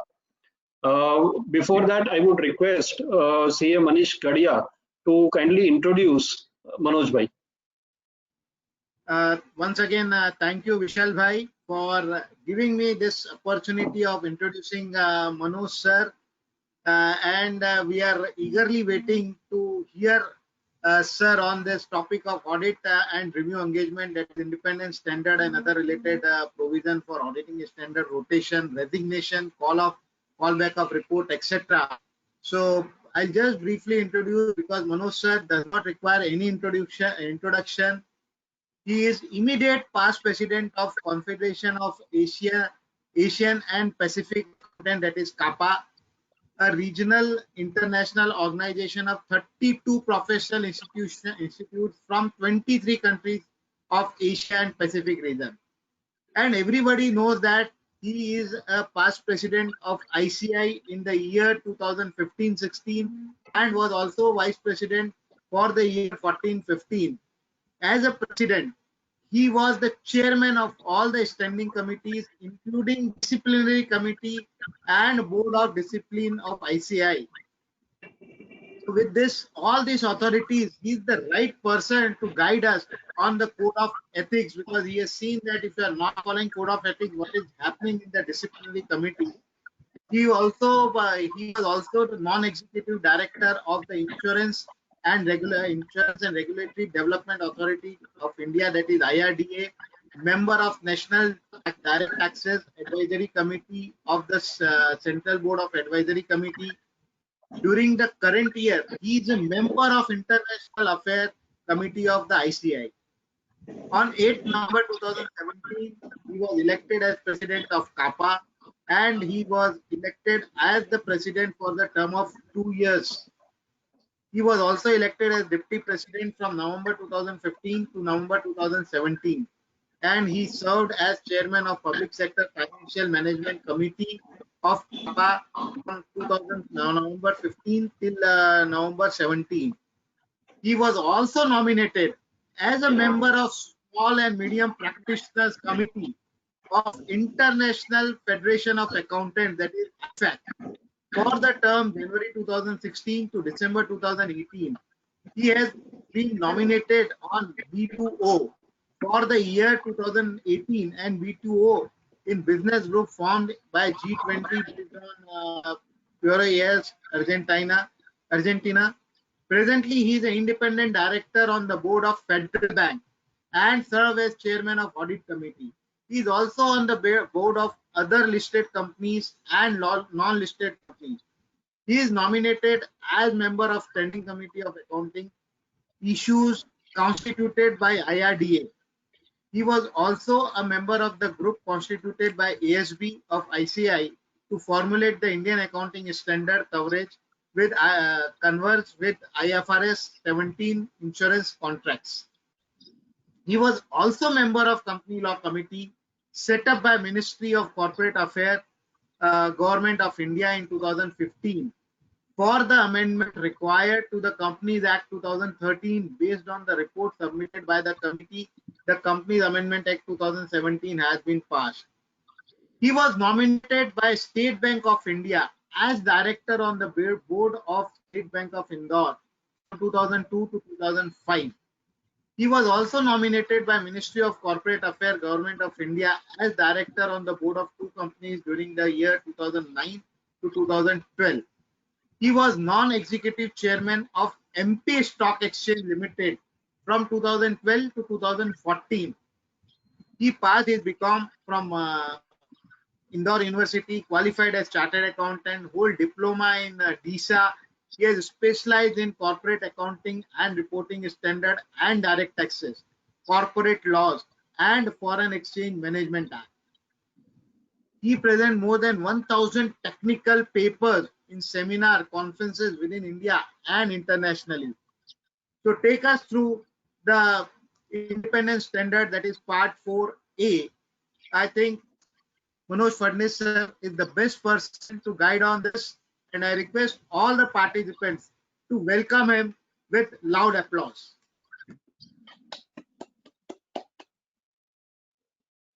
Over to you, sir. Thank you, Manishji, and thank you, Vishalji, for giving this opportunity. I'm thankful to the chairman of the Western India Regional Council and all the regional council members for organizing this refreshers course on Code of Ethics and giving this opportunity to interact with fellow members on this important subject. My task has been made quite simple by the fact that none other than Mr. Sanjiv Chaudhary was the speaker in the first session of this today's webinar.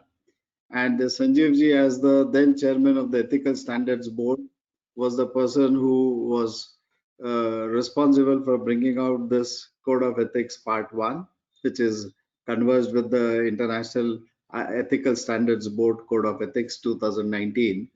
And today he is also the member of the International Ethical Standards Board itself. So he has much deeper and much finer understanding on this code. And since he was explaining these various aspects, as I also heard him when he was on his concluding parts, in a very lucid manner, he has already introduced the various complex issues, and that makes my task easier. At the outset, I must also thank and I must compliment our council, our honorable president and the entire council for all these initiatives which the council has taken in this COVID period. I was very happy to hear that Western India Regional Council brings out a video on the recents on Code of Ethics, which is one of the very easier ways and very effective ways of learning the different aspects on the Code of Ethics.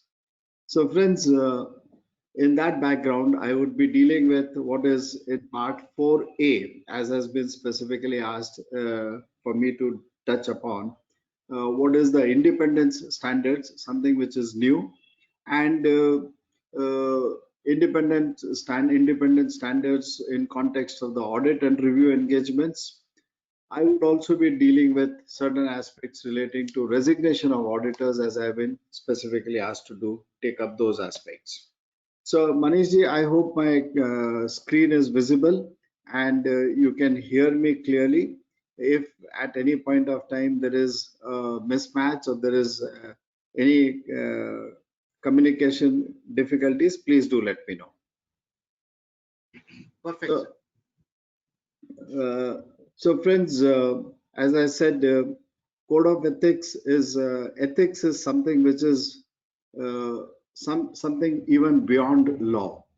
So when we look at ethics, we don't look at it purely from the legal point of view. We look at it from the ethical point of view. And the difference between the ethics and law is that there could be certain interpretations legally which is possible.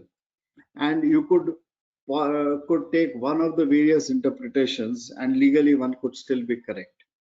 But when it is a matter of ethics, if you believe whether you can do it or you cannot do it, if there is a dilemma, ethics require you not to do it, in the sense that if you have a dilemma, the very fact that there is a question mark in your mind, so then one should err on the safer side. One should err on a conservative side.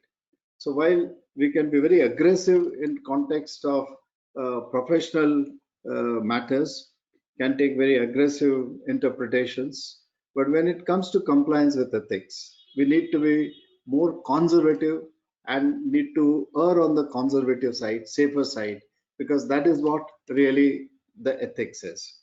And compliance with ethics is not merely in letters, but as it is said, it has to be in spirit.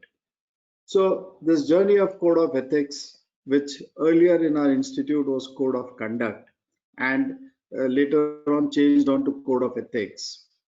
I believe the code of ethics being followed by Indian Institute of Chartered Accountants, by the Indian Chartered Accountancy profession, has been always far more robust than what is the international code of ethics.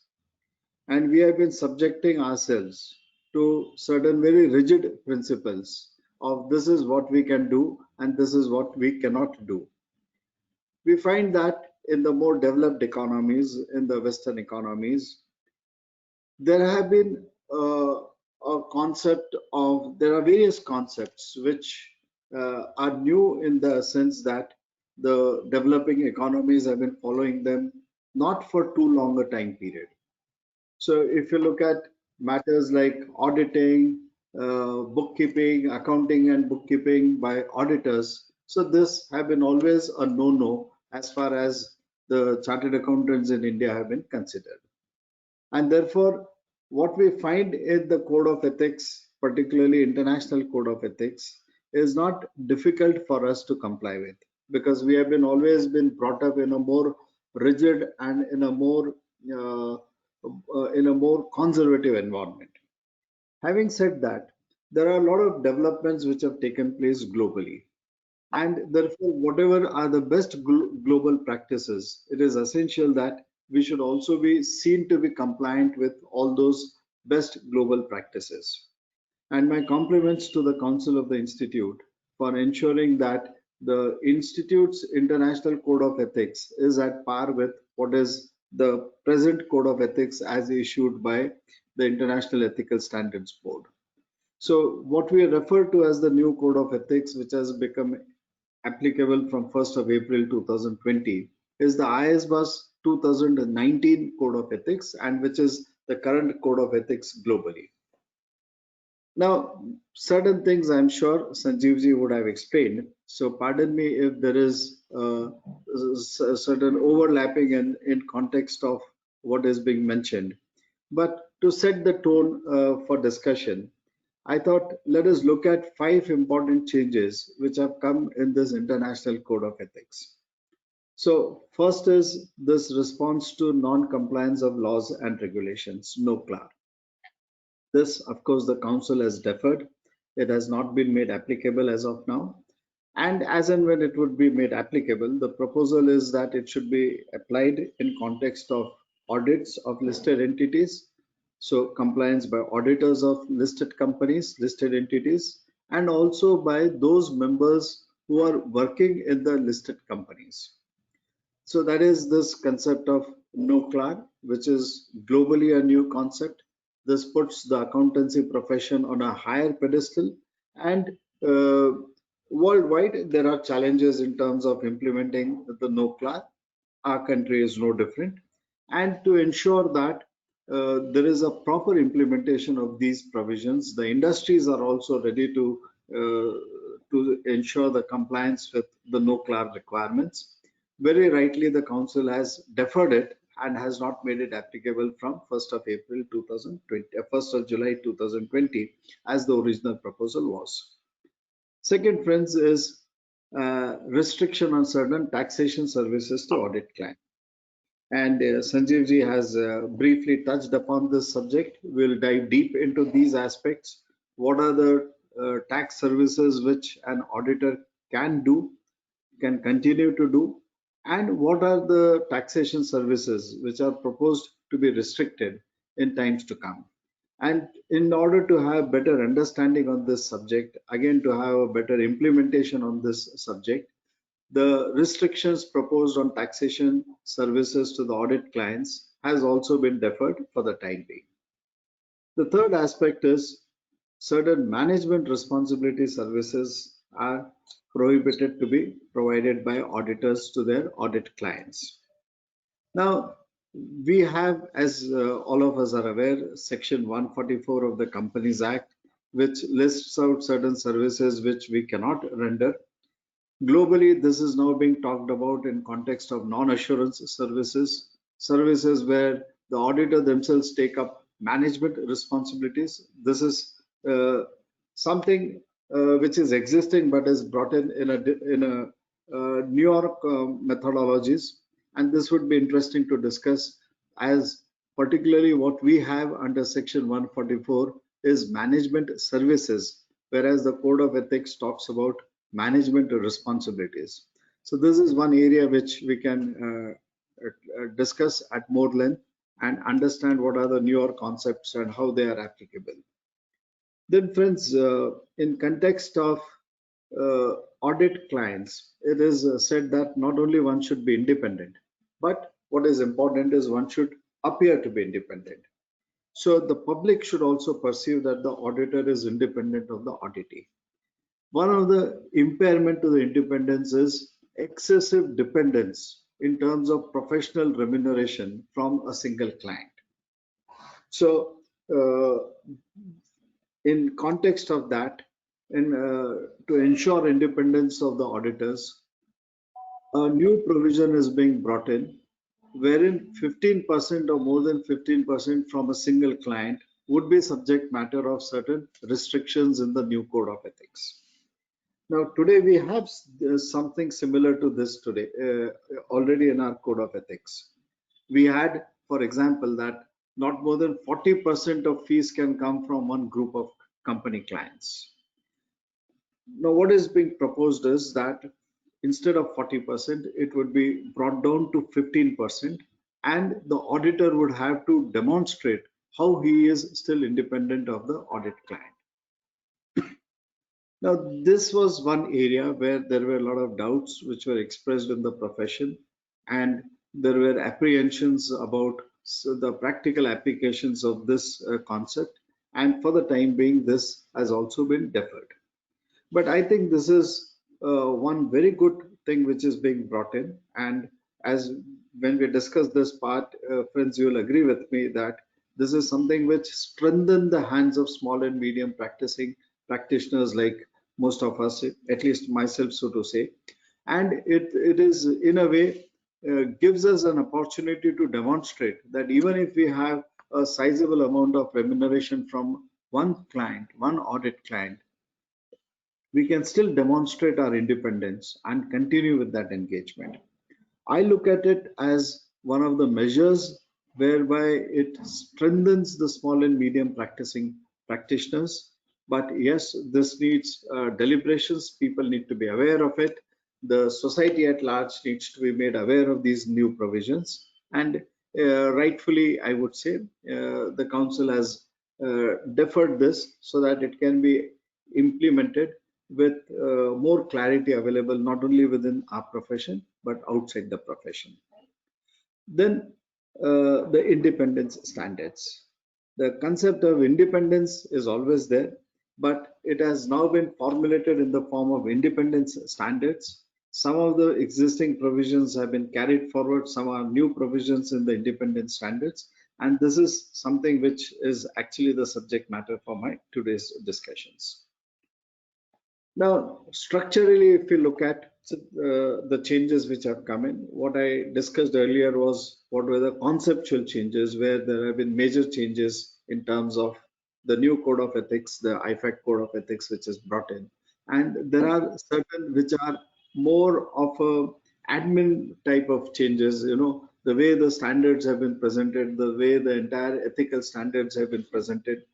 It brings more clarity, there is more guidance available, more safeguards have been discussed, and it is in a way where one can look towards better implementation of these ethical standards.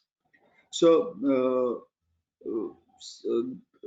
the new IESBA code, the new code of ethics part 1, as it is called in Indian context, will enable our profession to be globally competitive, look at the best practices which are being followed worldwide, and in some context where we have already more rigid standards, maybe there could be a scope for some kind of changes which we can still deliberate upon as we move forward. So this code of ethics, the 2019 code of ethics, the way it is structured, it introduces a concept, it gives the requirement. So clearly spells out what is the principle, what is the basic requirement in that standard. And that principle is then further explained in application material.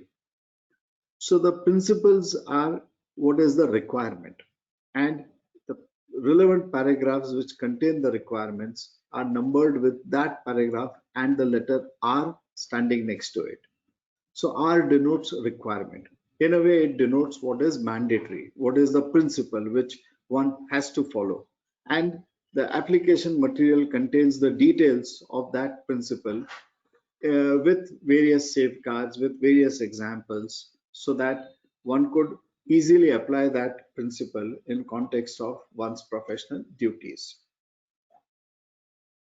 Then, friends, the International Federation of Accountants uses the term professional accountants, because that is, we find that the way the accountants are described is different in different parts of the world. So as we call ourselves chartered accountants, there are certified public accountants.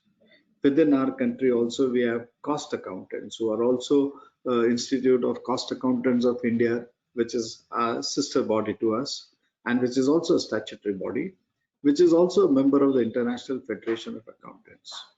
So globally, the community of accountants is described as professional accountants, and that is the same term which is used in this code of ethics too.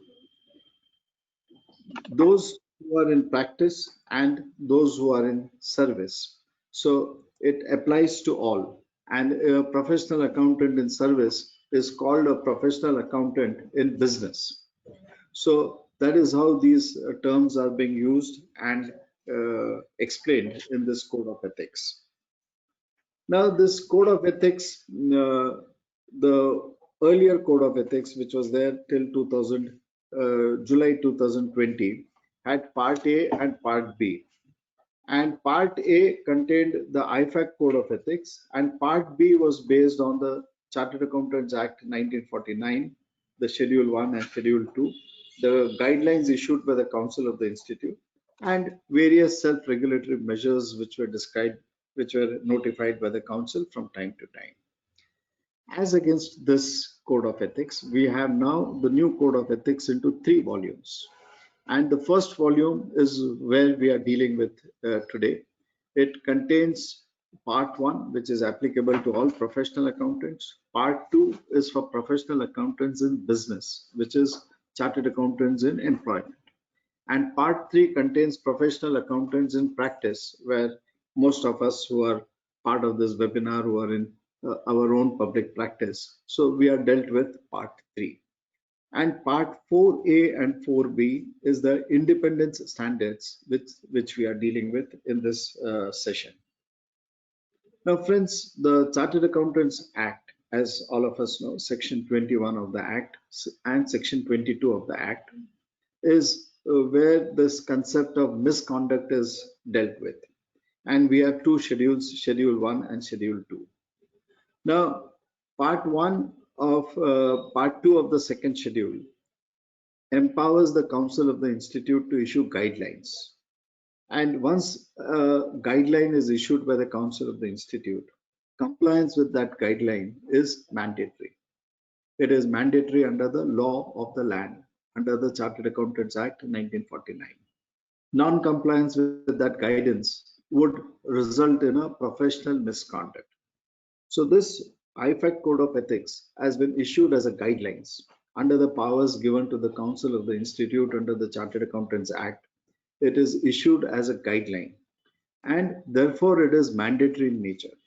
Non-compliance with these guidelines could invite professional, would be classified as a professional misconduct and could invite thereby a professional proceedings, a disciplinary proceedings against an erring members. So the legal mandate to this IFAC Code of Ethics has been implemented in our institute by way of notifying them as guidelines, and therefore they are mandatory. They are legally, one is obliged, every member is obliged to ensure compliance with these guidelines. So let us look at these independence standards, Part 4A and Part 4B. Basically, these are the best practices which I would say we have been following with, but they are now codified in the form of independence standards. 4A deals with independence for audit and review engagements, and 4B deals with independence for assurance engagements other than for audit and review. Now, most of this, what is applicable for Part 4A is also applicable in Part 4B. And to that extent, there is repetition or overlapping in the standards. But when this was being issued, this aspect was discussed in great detail. And as was mentioned, I had the privilege of being member of the International Federation of Accountants Small and Medium Practice Committee from 2016. And every meeting in that of the Small and Medium Practice Committee would spend a lot of time on how these ethical standards which are being issued, how these auditing standards are being issued, how they would apply in context of the small and medium practitioners. And friends, my experience in working in that IFAC committee was that the challenges for the small and medium practitioners, small and medium professionals. Now, small and medium professionals means small in context of organizational size. Does not in any way mean small in terms of the professional acumen which is available with the members. But yes, when there are large number of people together, you can divide the work between a larger number of persons, and thereby each person is given a specific responsibility to comply with.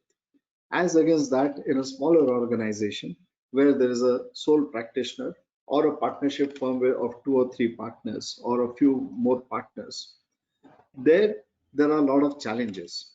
You need to be complying with so many other applicable standards, the legal requirements, meeting the expectations of the clients, ensuring still that you are in compliance with all applicable technical and legal standards.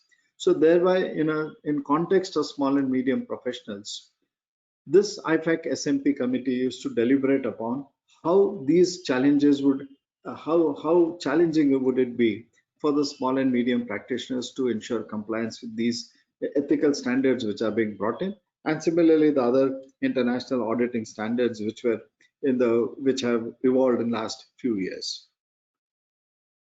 As I said, the challenges before the SMPs, the magnitude may differ, but the nature of the challenges are more or less similar in all parts of the world, be it the most developed economies or even developing economies. The kind of difficulties are similar. So when we in India believe that we as small and medium practitioners are being put to a lot of difficulties, these are the same kind of views which you will hear from similarly placed small and medium practitioners in other parts of the world. So in that context, actually, I believe our institute gives us a lot of helping hand. In terms of guidance which is available, in terms of so much of education material which is available to us, and lot of helping hand which is provided by the institute, which is far more than what many other countries and many other institutes, for whatever reasons, are in a position to provide to their members. So what we have in this independence standards is in a way codification of the best practices which we have been following, and to a certain extent certain things are newer, but essentially we have been doing many of these things for a long period of time. This IESBA code, one of the very striking features of this code is it lays out a principle, and if there is a breach of that principle, what is the adequate safeguards which are required to be provided for, so that that breach can be mitigated. So it clearly brings out principle, the ethical requirement, and in context of a breach, that is, for some reasons one is unable to comply with that requirement, then it also says what kind of countermeasures one could take to bring that threat to an applicable or to an acceptable level. In certain areas, it is non-acceptable, and therefore there is no remedy to that breach. But in some of the cases, as you will see, that it could be possible for one to ensure that there are certain mitigating steps which are taken, so that one could still be in compliance with the applicable requirements. The standard is principle-based standards. The ethical principles are all principles. So it does not lay down very rigid rules. And as Sanjiv ji was explaining in the earlier session about applicable safeguards, and he did mention that there is some degree of subjectivity involved, which cannot be ruled out in such context, because even in context of our members, we are more than 300,000 members spread across the country, many of us outside India also today, a large section working and practicing outside India. So in context of such a large large number of persons, it cannot be prudent to have rule-based provisions, so that which could lead to a situation where one could get out of those rules. But when it is a principle-based situation, it is a principle, and therefore you need to ensure a better compliance with what is put in the form of a principle-based requirements. Now, friends, when we talk about independence, so this code clarifies that the period during which this independence is required. Now, assuming that a firm is appointed as statutory auditors for, say, financial year 1920, and that appointment is made in the month of, say, July 2020. The audit period is financial year 1920, but the appointment is made in July 2020. These are very common examples, particularly in case of tax audits of non-corporate entities, where the appointments are made much beyond the end of the accounting period, and more so if it is a case of a first-time appointment. So this IESBA code says, this new code says that independence shall be maintained during both these periods, that is the engagement period and the period covered by the financial statements. Now, if I have been appointed as an auditor in July 2020 and I complete my audit assignment in, say, October or November 2020, my engagement period with this audit client is period starting from July 2020 to October or November 2020. But the period which I have audited is the financial year 1920. So the ethical requirements very clearly say that the auditor needs to be independent of the auditee in both these time periods, the engagement period as well as the period which is covered by the financial statements which are subject matter of audit. So in that context, if one has been, say, providing certain non-assurance services in the earlier period, or if one had been, say, an internal auditor during some time period, would it be correct to apply and correct to say that I can resign from that position as internal auditor and accept the audit appointment? Today, when I accept the appointment, I have resigned from the position as an internal auditor.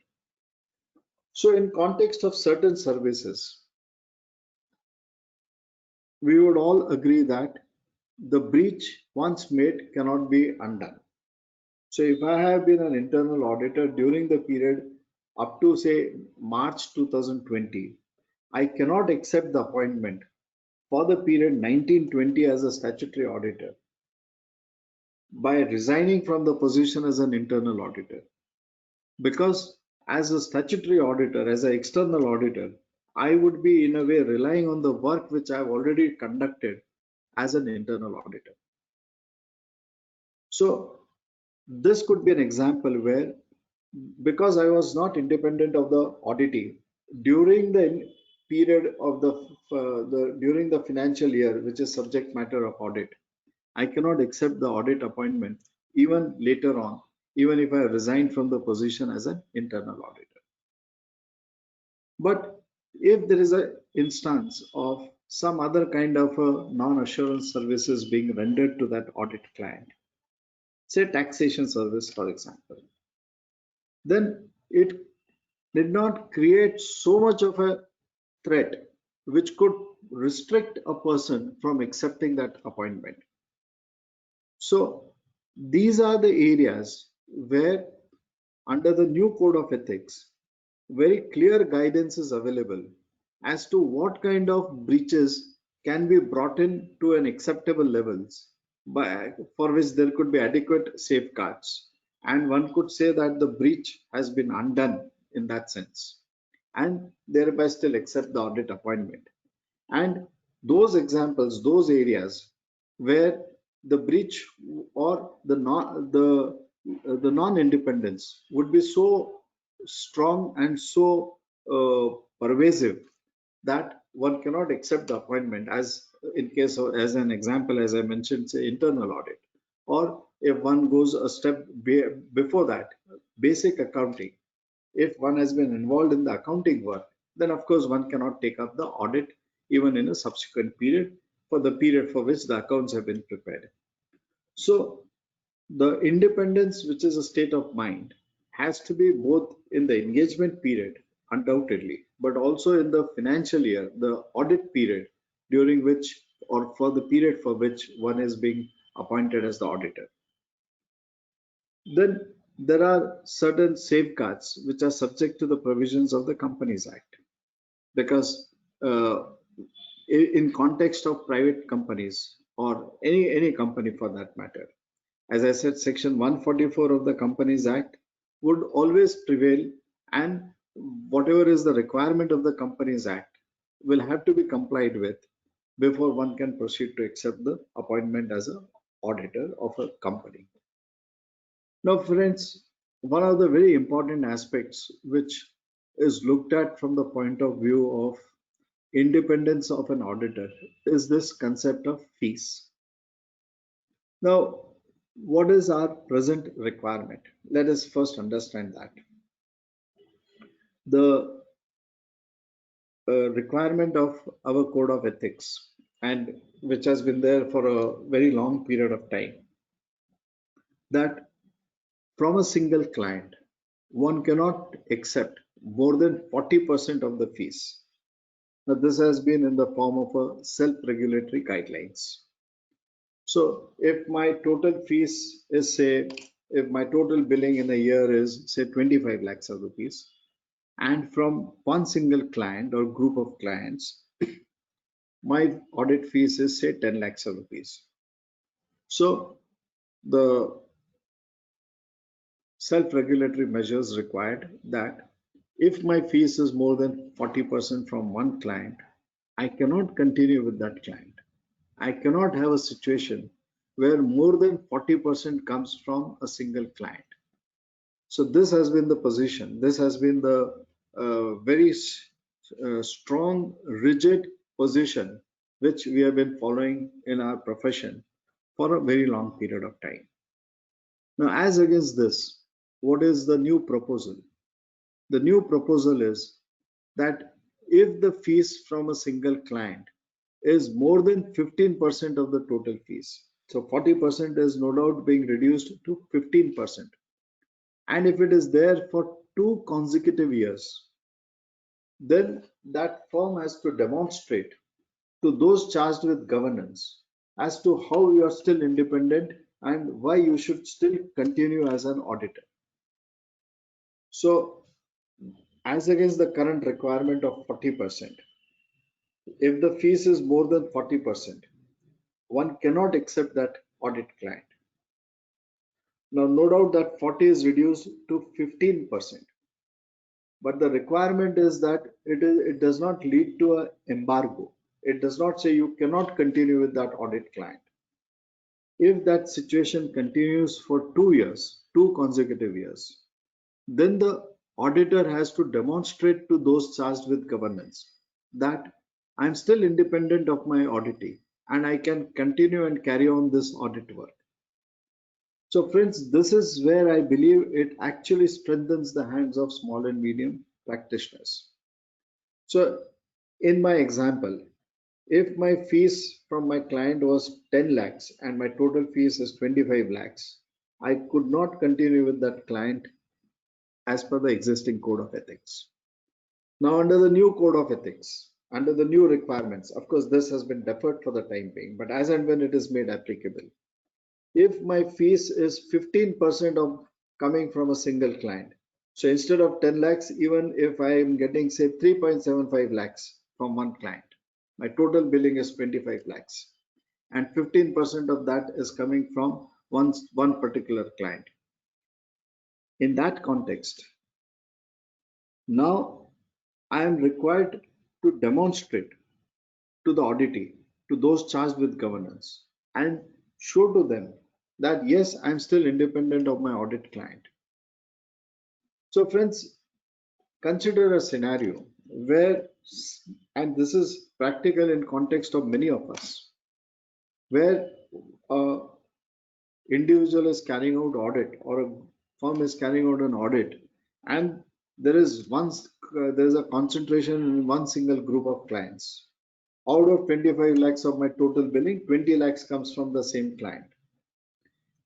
Current situation, I could not continue with that audit. Under the new situation, I am required to demonstrate.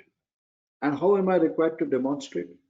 After 2 years, for the third financial year, I need to have a person who can review my who can review my audit procedures. And before I complete my 4th year's audit, my 2nd year's audit working papers should undergo a complete review. So these are additional requirements.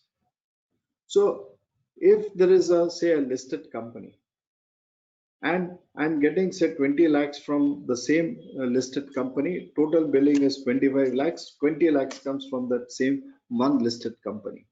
I can go to the independent directors, I can go to the audit committee and show to them what are my steps, what are my audit documentation, how I ensure that I'm compliant with all the technical requirements.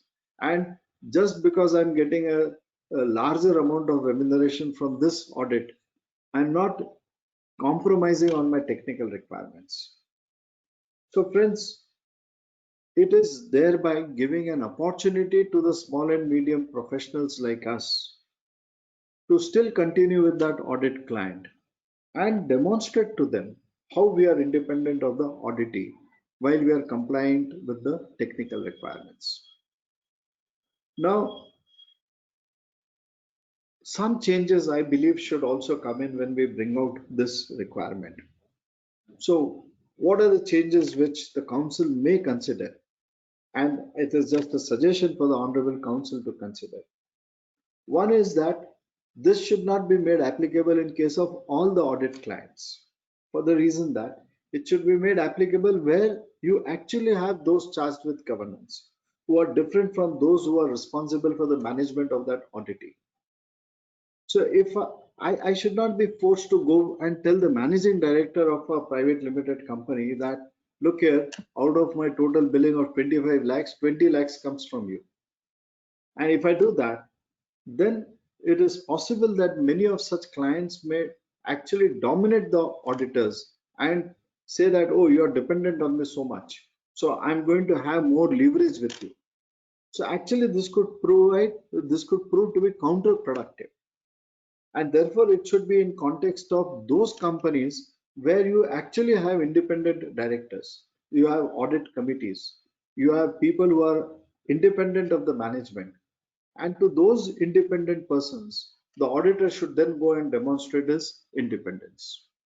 So while this is a welcome move, this is a good initiative, this is something, fees is something which is the starting point where the society at large would start suspecting the independence of the auditors. And therefore, it is important for retaining the value of audit before the society at large that we bring out such concepts in our code of ethics before it becomes part of the law. So fees is something which is important. This aspect has been deferred for the time being, but this is something which would in a way strengthen the hands of the small and medium professionals, provided it is restricted only to those auditees where they have independent directors who are independent of the management.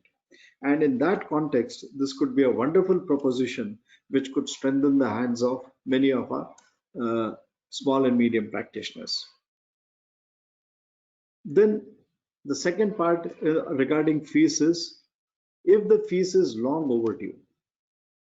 So in context, and this is what happens in case of many of our audits, where you finish this year's audit and you get the previous year's audit fees. Now, this is not very desirable. None of us would like it to be so. We don't mind extending a normal credit period of, say, I finish my work, you give me my fees within a period of 30 to 45 days, which is something which is reasonable. But many clients have this tendency of paying this year's audit fees next year when the next year's audit is completed. Now, long overdue fees could also result in a self-interest threat. And therefore, the Code of Ethics says that if you have long overdue fees, you should consider this as a self-interest threat and see that, is that pending fees over a period of time creating a threat on the independence of the auditors. Now, friends, as I said, our institute has taken so many good steps in the past and continues to do even today in terms of strengthening the hands of auditors. And we have this one very fine decision of our council of the institute, which is there for more than 20-25 years, which says that if there is an undisputed audit fees of the outgoing auditor, the incoming auditor cannot accept the appointment till such time as that undisputed audit fees is paid off. So which in a way strengthens the auditor that if my client does not pay me, and if it is undisputed audit fees, then no other auditor can accept the appointment unless that fees is paid back to me. So this is one very good step which we have in our profession to protect the independence of the auditors. Coupled with that, this new requirement is there that if the fees is long overdue, is it that it is now becoming something like a loan and investment to that auditee?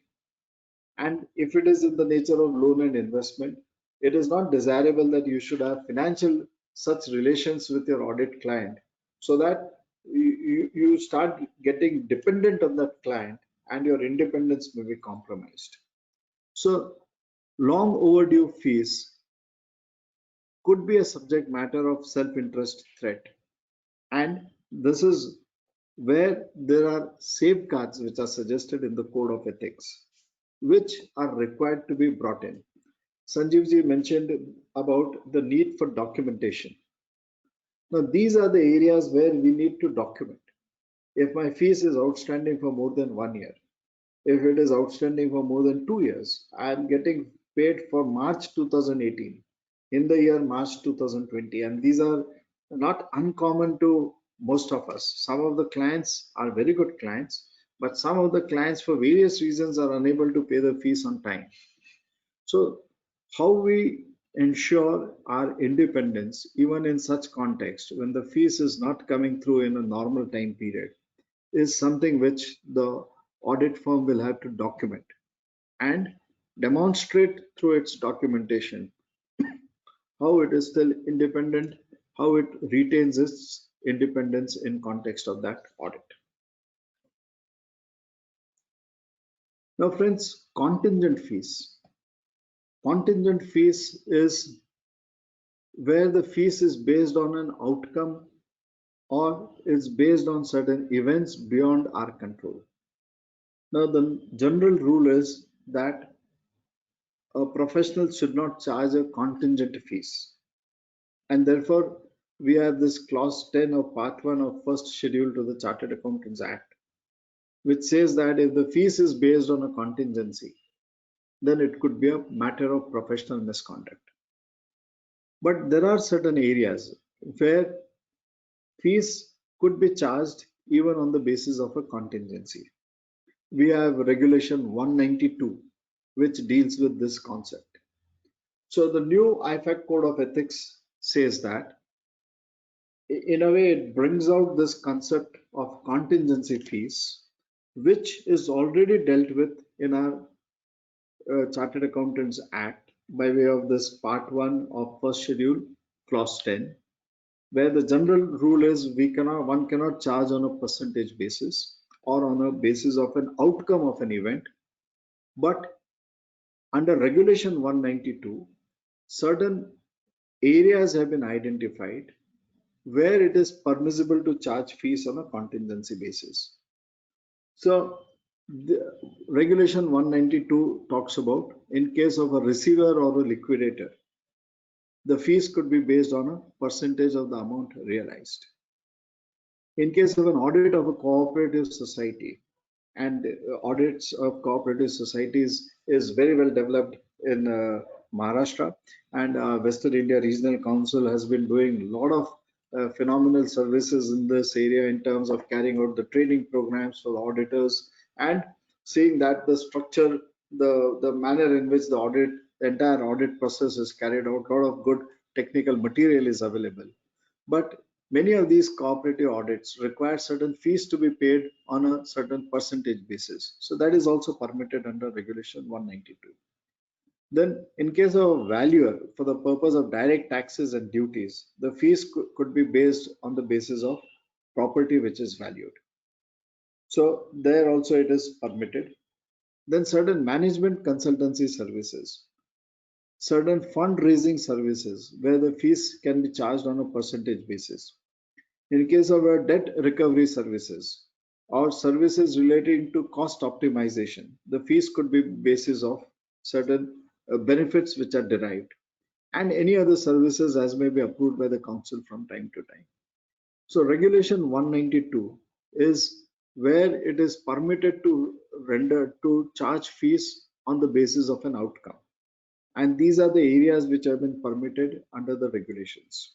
So as a normal rule, a professional should determine what is the extent of services he wants to render, what is the nature of services which he is rendering, and charge appropriate fees for the time and value, for the time and the knowledge which he has spent on that assignment.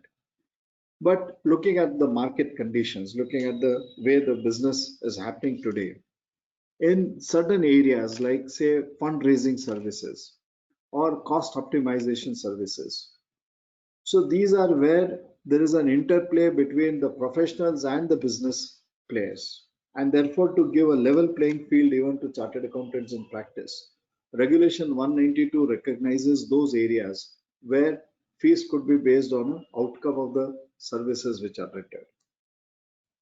So if to make a very fine distinction between the two, if say a chartered accountant is filing a tax appeal, and based on the quantum of the additions made, if a fees is charged,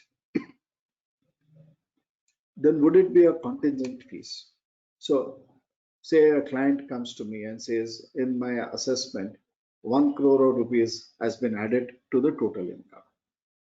And as a chartered accountant, I tell him, I will fight your case before CIT appeals. And my fees is going to be 2% of the amount of additions which you have already sustained. Now, the issue is, would this be a contingency fees? Would this be in contravention of clause 10 of part 1 of the first schedule of Chartered Accountants Act? So if the fees is based on the additions made, there is no contingency. But if I say my fees is going to be 2% of the relief that you get in the appellate proceedings, then it would be based on a contingency, and the latter is clearly not permitted.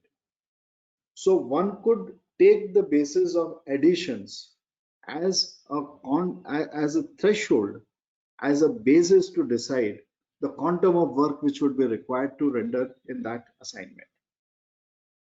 So basis additions made in the assessment, if I charge a fees, it is not a contingency.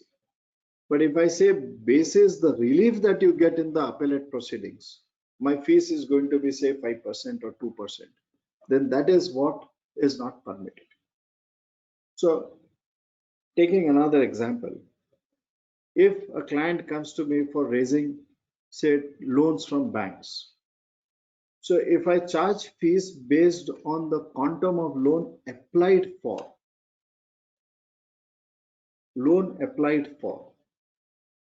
which is clear at the time of submission of the project reports, at the time of accepting that assignment, then there is no contingency involved.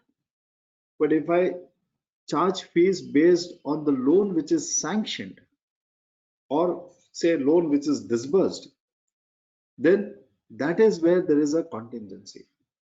So friends, one needs to be very clear about what is the contingency. So fees should not, as a normal rule, be based on the outcome of your services. The quantum of fees can be decided on the basis of certain parameters, and where one could say that the additions made in the assessment is a parameter, the loan applied for is a parameter to judge the quantum of work which is involved, and thereby charge a fees on a percentage basis of loan applied for or the additions sustained at the assessment stage. So, and there are a lot of disciplinary cases which have evolved over a period of time where these fine differences have been brought out. So as a professional, one should ensure that one is not charging fees on a contingency basis, but if one wishes to do that, one should ensure that one is within the framework of what is permissible under Regulation 192. Moving ahead, friends, the new Code of Ethics, or this IFAC Code of Ethics, introduces a new concept of key audit partners. So key audit partners could be, say there is a company and there are 3 divisions involved in that company, and the 3 divisions are being audited by 3 partners in that firm. But one of the partner is who is actually signing the final profit and loss and balance sheet of that company. Now these auditors, these partners who have been auditing the different divisions, they would also come within the definition of key audit partners. So while the auditing standards define what is an engagement partner, what is a quality review partner, what is a quality review partner at the firm's level, key audit partner is a newer concept, which is in context of all those audit partners who are involved in that audit, though they may not be signing the final balance sheet. So in context of a group company, the auditors of the step-down subsidiaries, they could be key audit partners. The audit of the main parent company, the auditor of the main parent company is the engagement partner. But even the partners who have signed different divisions, different subsidiaries could come within the definition of key audit partners. So certain restrictions are being brought in context of key audit partners, so that all those who are involved in that audit should have the same ethical requirements of what is doable and what is not doable. Now, friends, rotation of firms is something which is we are now all well familiar with. Section 139 of the Companies Act says that rotation of listed companies, auditors of listed companies, and such class of companies as may be prescribed from time to time. And therefore, we have private companies with paid up capital about 20 crores and public limited companies, unlisted public limited companies beyond a particular having a capital above the prescribed levels, where the auditors of such private and public limited companies are also required to be rotated. If it is a proprietary firm, the maximum period is 5 years, and if it is a partnership firm, then it is 2 terms of 5 years, that is 10 years in all. So rotation of firms is something which we are all familiar with. As auditors of government companies, C&AG has been implementing rotations. Auditors of public sector banks, be they the central statutory auditors or branch auditors, we know how the rotation of partners is, a rotation of firms is applicable in our profession. In 2009, when the International Code of Ethics was brought in, that point of time we did not have rotation of firms, because rotation of firms came in by way of Companies Act 2013, effective from 1st of April 2014, and the rotation which started after initial period of 3 years, the rotation of firms started mostly in the year 2017-18. So the Code of Ethics of 2009 did not have rotation of firms, and that time this rotation of partners was a concept which was inbuilt in our Code of Ethics, which was also based on the International Code of Ethics of rotation of partners. Now, what has happened in 2020 Code of Ethics, which we have now made applicable from 1st of July, we have this rotation of firms as well as rotation of partners. And it is here where, with all humility at my command, I would urge the council to reconsider whether we need to have rotation of partners when we already have this concept of rotation of firms in our profession. Rotation of firms as a requirement of the Companies Act is already there. Rotation of firms as a requirement of various regulators like Reserve Bank, like C&AG, government audits, housing bank audits, various other kinds of audits, insurance audits. Rotation of firms is already there. Now, with rotation of firms, rotation of partners, to my mind, is not required. And we need to look at the international ethical standards, which talks about rotation of partners, because there they do not have a mandated rotation of firms. And that is the important point which we need to bear in mind. Now look at the kind of difficulties which could happen on a practical basis when we have rotation of firms, and now we also have this rotation of partners, and both playing together. So on a standalone basis, this looks fine, what is given in this small table on this slide. So earlier, before Companies Act 2013 kicked in, the rotation of partners was after a period of 7 years. So one could continue in context of a public interest entity as an auditor for 7 years. After 7 years, the partner had to change, the firm did not change. But to ensure independence, the Code of Ethics requires that if one is a partner for 7 years, then after 7 years, there has to be a rotation of partners. And after that, if one has been an engagement partner, then for 5 years, he cannot be involved in any work in that audit. If he is an engagement quality control review partner, then there is a 3 years cooling which is required. And for all other key audit partners, there is a minimum 2 years cooling which is required. Now, friends, look at this in context of rotation of firms, which is also there. So a firm which is appointed as an auditor in 2017, in 2022, it completes its first cycle of 5 years. And under the Companies Act, if it is a partnership firm, it is eligible for another one term of 5 years more. Now that engagement partner who was the engagement partner in the first 5 years cannot be involved in any way in this second period of 5 years, because not because of Companies Act, but because of this concept of rotation of partners. Now, it is here where we need to appreciate and deliberate on this point, that once the firm is going to be rotated out after 10 years, so I am a firm which is appointed in 2017. I have, say, 3 partners. One partner was the engagement partner. In the next period of 5 years, there is no difficulty if this engagement partner of the first 5 years becomes a quality review partner in the next 5 years. Mind well, because as an engagement partner, he knows the entire business of that auditing. And in the next 5 years, if he becomes a quality control review partner, he will add value to that audit. But because of the requirement of rotation of partners, this partner in the first 5 years cannot be engaged, even an engagement quality control partner in the next 5 years. Now, this requirement is not necessary in my humble view, because in any case, after five years more, the firm has to be rotated out.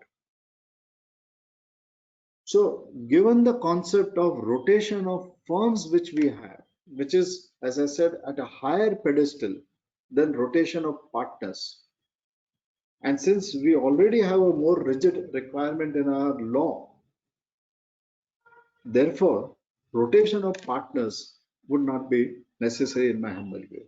In any case, rotation of partners is to be applied in case of public interest entities. And as I mentioned, in case of public interest entities, under the Companies Act, we already have rotation of partners, a rotation of firms. Now, which could be other audits, which are public interest audits, and where the rotation of partners is to be considered. So would it be a case that auditor auditing a partnership firm and which has borrowed money above, say, 500 crores or 1000 crores, because turnover has been a criteria for public interest. Public debts, loans borrowed from banks, has been a criteria for being classified, for an entity being classified as a public interest entity. Or number of employees in that organization is one of the criteria for public interest entities. So that concept will have to be defined. And by and large, since we have this concept for all companies, which is where this is more required, when we have this concept of rotation of firms, at least where there is a rotation of firms, this concept of rotation of partners should not be implemented, because it is here I believe it would create more difficulties, because now the engagement quality control partner as well as the engagement partner of the first term cannot be involved in the second term because of these requirements. And this is one area where there could be difficulties which many firms would experience starting from the year 2022 onwards, if these provisions continue in the way as they are today. So rotation of firms versus rotation of partners is a big debate globally. We have gone for rotation of firms. Even within the council, there used to be a lot of debate and a lot of divided views on this subject. But finally, the law has its say, and it is now a matter of reality in our country. Now, friends, non-assurance services, which Sanjiv ji has talked about in his first session. We have this concept under Section 144. Section 144 of the Companies Act is that these are the services which auditor cannot render irrespective of any kind of company it is. It could be a small private company or it could be a large listed company. Section 144 applies in all cases. So what are these services? Accounting and bookkeeping services, internal audit, design and implementation of any financial information system, actuarial services, investment advisory services, investment banking services, rendering of outsourced financial services, management services, and any other kind of services as may be prescribed. Now, as of today, no other kind of services have been prescribed. And what is management services is what is subject matter of a lot of debate, discussions, and deliberations. Now, the words used in the IESBA code is management responsibilities. So management responsibilities has been defined as where you control, lead, and direct an entity, including making decisions regarding deployment of various resources. They could be human resources, financial resources, technological resources, physical resources, or intangible resources. So management responsibility would be where you are part of control, lead, and directing the entity. So that is where you take up the management responsibility. And rightly so, the Code of Ethics says that an auditor, be of any kind of an auditee, cannot take up management responsibilities. Now, management responsibilities is, in my opinion, much higher than what is management services. So where one takes up the responsibilities, it is management responsibilities. Now, assuming I do not take up the responsibility, but I am performing one of the services which is ultimately being controlled, directed, and led by an employee of the auditee, then as an auditor, I'm not taking up that management responsibility. Can I take up the management services? Now, clearly, in case of Companies Act, even management services are prohibited. So management responsibilities, in my view, is at a higher level, and management services come within the umbrella of management responsibilities. If one is to look in context of non-companies entities, say a partnership firm. So in case of companies, management services are prohibited. In case of a partnership firm, can I take up management responsibilities? The answer is no, because now the Code of Ethics says you cannot take up management responsibilities. Now, if I say I'm not taking up the management responsibilities, can I take up the management services? And there it could be possible to say that yes, one could take up management services because it is not prohibited in the Code of Ethics. Code of Ethics talks about management responsibilities, which is at a higher level. Management services is a subset of that. Whereas under Section 144 of the Companies Act, even management services are not permitted.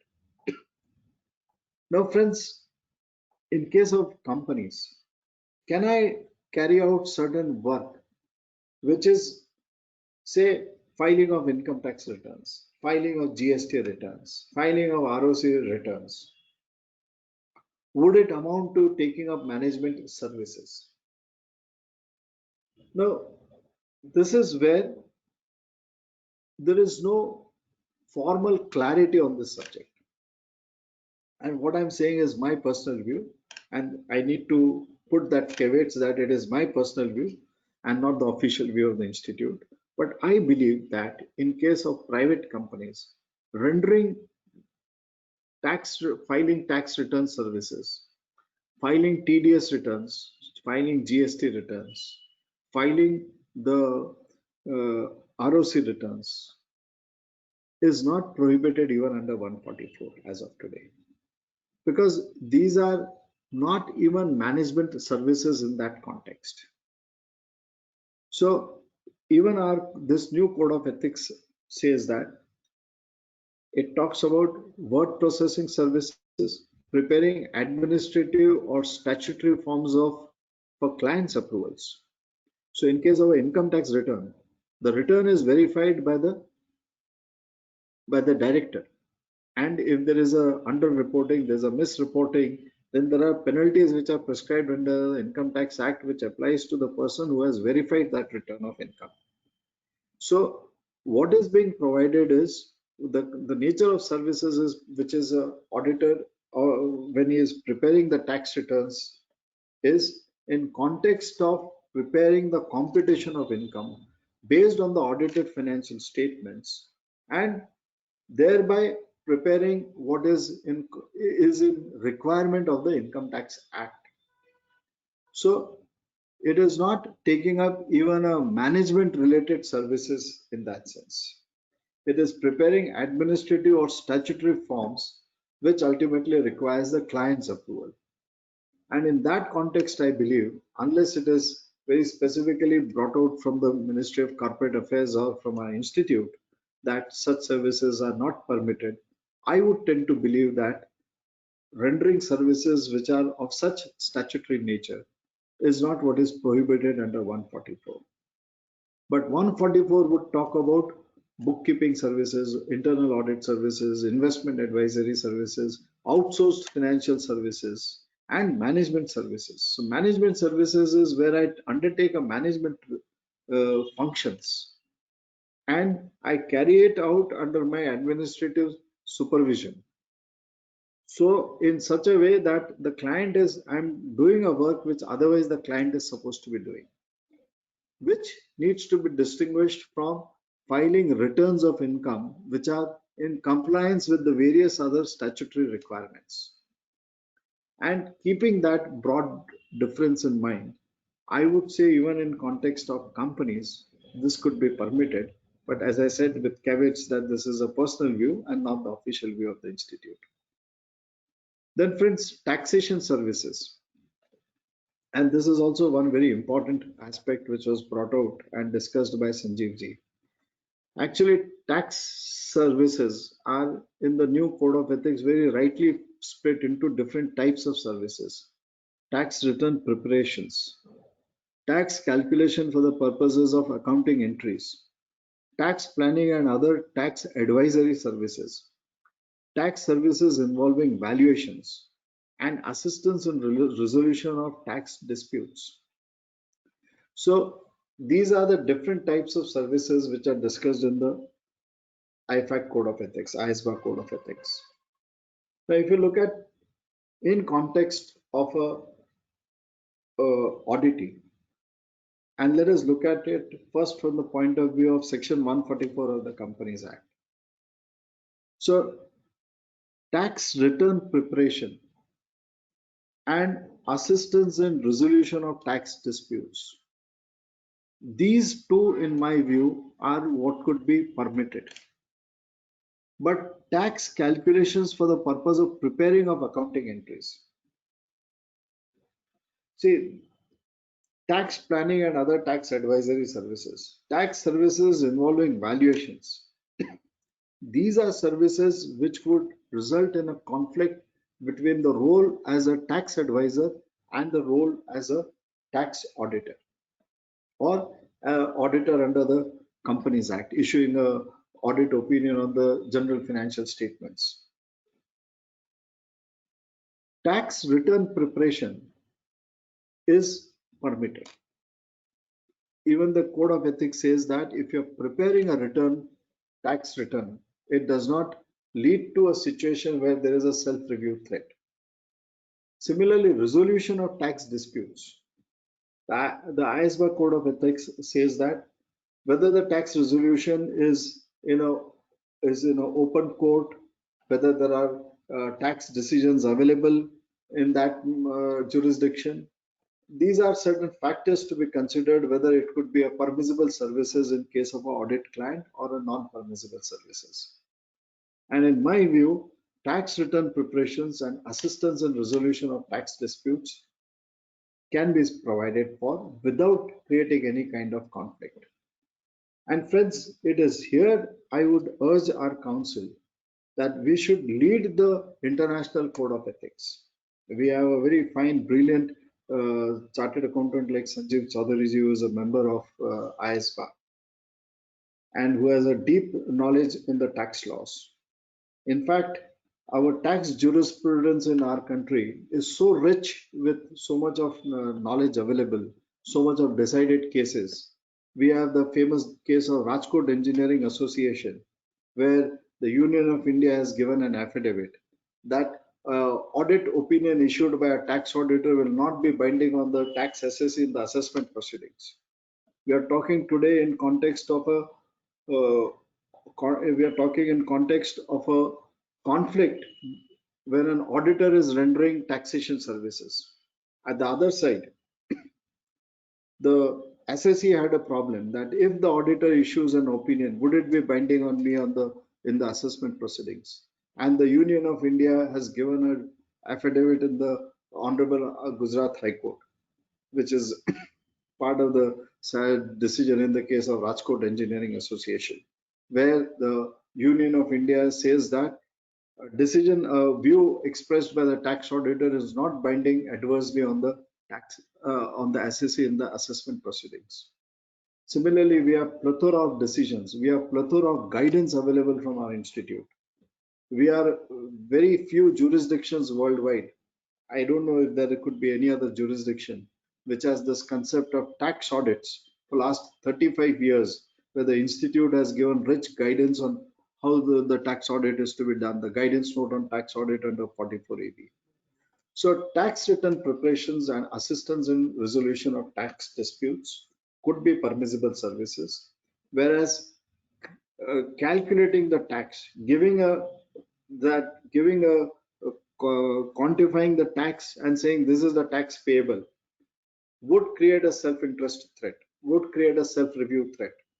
Because if I am to give the client that this is the tax which is payable by you, and simultaneously I am required to audit that tax estimate, it could create a self-review threats. Similarly, tax planning and tax advisory services would certainly create self-review threats in audit, and so also valuations in tax services.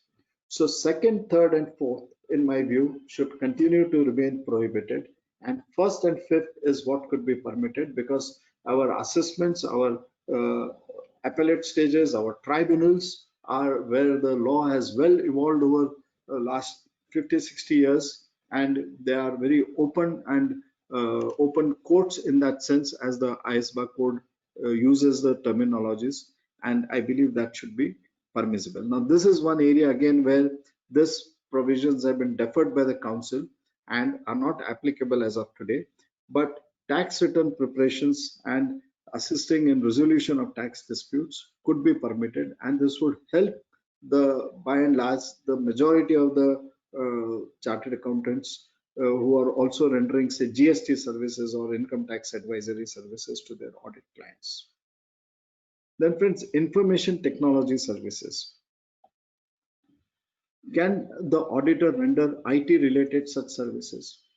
So very nicely it brings out that the Code of Ethics says that if you are rendering an audit of a public interest entity or any other auditee for that matter, and the IT systems form significant part of the internal controls over financial reporting, or it generates information that is significant to the client's accounting records and basis which the financial statements are prepared, on which as an auditor we are giving an opinion, then this services cannot be rendered by the auditor to the audit client, because you are designing systems on which you, later on as an auditor, you are required to give your comments upon, and that is what creates a self-interest threat. But if certain other IT designing system is done, which is not related to the books of accounts, is not related to what we talk about internal controls over financial reporting, there it could be permissible. So very fine distinction is made as to what kind of services can be carried out and what cannot be carried out. And that gives us an understanding. Am I doing something which is going to result in my own self as an auditor reviewing that work which I have done earlier? And if yes, then it is going to create a self-review threat. And that is what needs to be avoided. But if my IT services are not related to my books of accounts, I have say developed certain software which is going to help in some other matters, then, or it is not crucial to my preparation of books of accounts, then that is what could be done. Some of our chartered accountants are experts in Excel, and they could help in designing certain formats and templates in Excel which can be used by the SSE for say customer relation management. So that would not be prohibited, that could be permissible. Now, recruitment services. And Sanjiv touched upon this earlier, as I heard him saying that if somebody is involved in the selection of a chief financial officer or a director of finance, then it is going to create a threat with respect to your own audit when you do it later on. So that is not permitted. Searching or seeking out candidates, undertaking reference checks for prospective candidates with respect to director or a KMP of a entity or a member of a senior management team. So that is what is not permitted. Now, if you see even under section 144, recruitment services are not covered. Now, Code of Ethics brings a restriction on the recruitment services, that you cannot be involved in context of hiring the CFO. You cannot be involved in the hiring of a KMP who is going to be a part of a senior management team.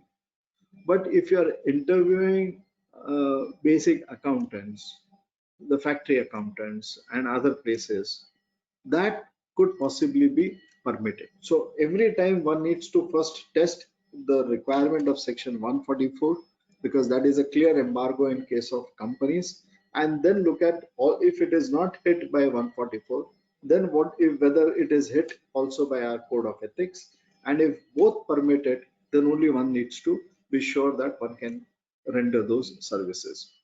Now, corporate financial services. Outsourced financial services are prohibited. Now, can I render, say, syndicating working capital loans for my corporate client, or syndicating term loans for my corporate clients?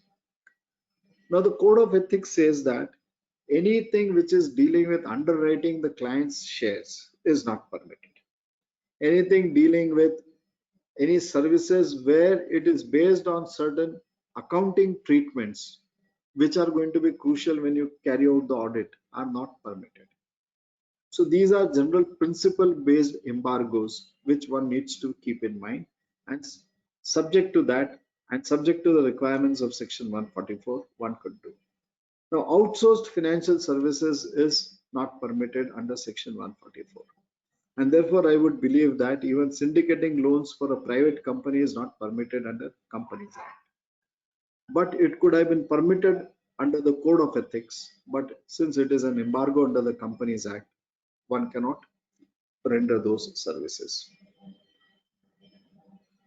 So services which could create threat and which can be rendered with adequate safeguards is assisting in developing corporate strategies, identifying possible targets for the audit clients, advising on disposal transactions, assisting in finance raising transactions, and providing structuring advice.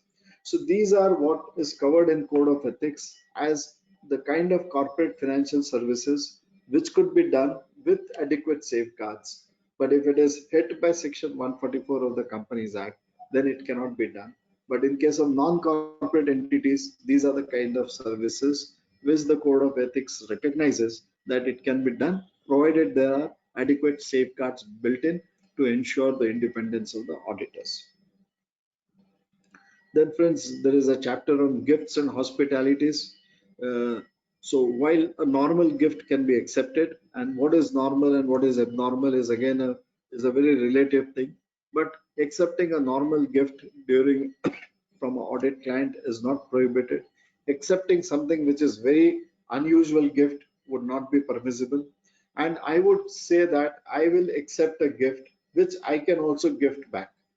So if somebody gives me a packet of sweets, I can give him a packet of sweets. But if somebody starts gifting me an iPhone and an iPad or a laptop or even something more expensive, I cannot gift that back to any other member of the client's team. And therefore, I would say this could be one of the areas to look at. This could be one of the benchmarks to see that if there is a wedding and if I go to a wedding, and what kind of a gift I can give is something which is a similar kind of a gift which one could accept, because that is the social customs. But beyond that, one should be very careful in accepting any kind of gifts, because that is what could create inducements and that is what could create threats. And if you feel that it is creating a threat or it could potentially create a threat, it is better not to accept it. Then friends, provisions apply to chartered accountants in service also. I am overshooting my time, Vishalji. I'll just close in next 5 minutes, and if there are questions, of course we can take that. So these are new services which are added in the Code of Ethics in Part 2, not in Part 1, like insurance financial advisory services, insurance financial, without being an insurance agent, other advisory services which could be carried out, valuation of shares in business in context of mergers was what was there earlier. And now, of course, we have section under the Companies Act where this concept of registered valuers has been brought in, and those things could be carried out. Referral fees was earlier, the Code of Ethics was silent on that. Now it is permitted within the profession. Referral fees could be paid by one chartered accountant to another chartered accountant to a professional colleagues. Then friends, the final aspect is the resignation of auditors. We had an implementation guide brought out by the Auditing and Assurance Standards Board in 2018, much before this SEBI circular came in. SEBI has come out with a circular on 18th October 2019, which says that if you resign within 45 days from the end of a quarter, then that quarter you need to audit. If you resign after 45 days from the end of the quarter, then even the next quarter you need to audit.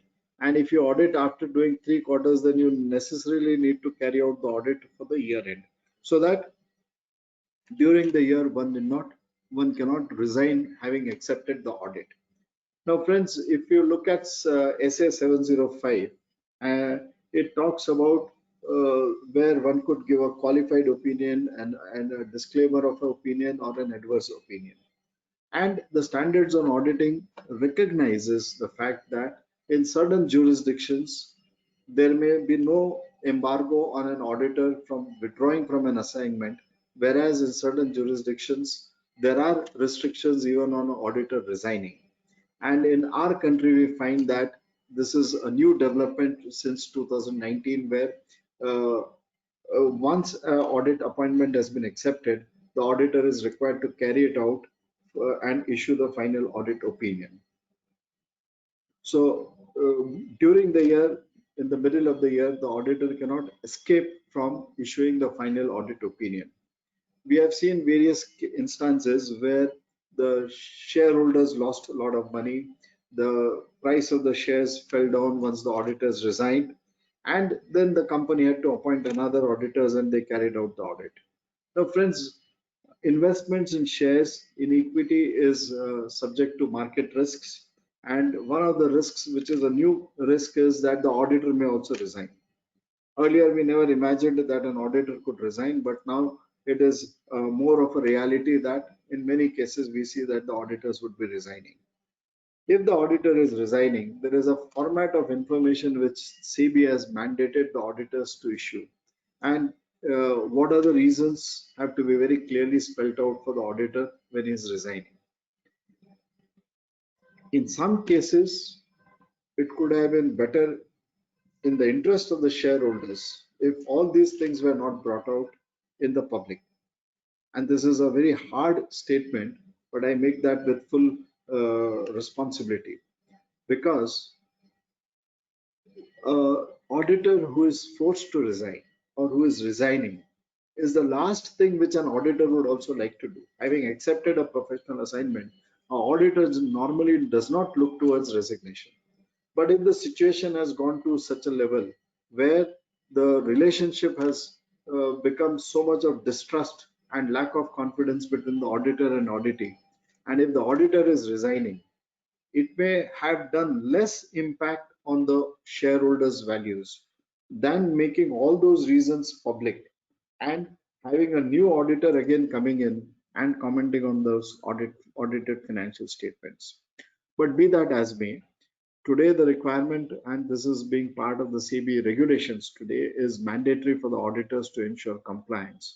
And in case the auditor, in the event of the auditor resigning, the auditor is required to furnish various information as to why he has resigned. In the COVID period also, we have seen various firms resigning for the fact that they do not have adequate staff left with them. Many people have gone back to their native places. The auditors are finding it difficult to carry out the audit assignments because of practical realities. And therefore, this resignations would continue. I guess, I believe, and I have a feeling in our profession that many firms would not like to do the audit of listed entities going forward, because they may have accepted in 2017 for a period of 5 years, but the situation as has emerged now is completely different and not envisaged in the earlier, at the time of acceptance of the audit. So many firms may resign for genuine reasons, and they will still have to come out and give all those reasons to the companies and to the stock markets and to the shareholders as to the reasons why they have withdrawn. Friends, I have touched upon the various aspects which I was asked to speak upon. There could be still some areas for discussions. I will pause here, Vishal Bhai, and if there are questions which you think are important for discussion, I would request you to please take up those questions.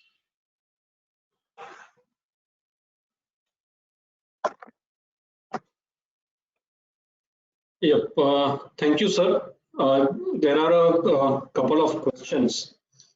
One is under the taxation services, whether we can provide retainership services in the form of advising on TDS matters like the rate applicable, or whether a claim of expenses or deduction is available, such things. See, one has to be very careful in seeing that the services should not result in a situation where it creates a conflict.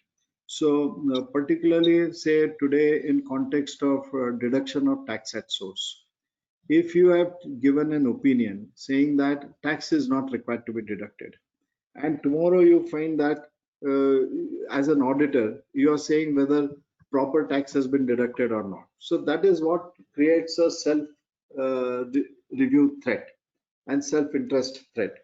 So amongst the various services which are listed for taxation services, as I discussed them, preparation of returns is which is permitted.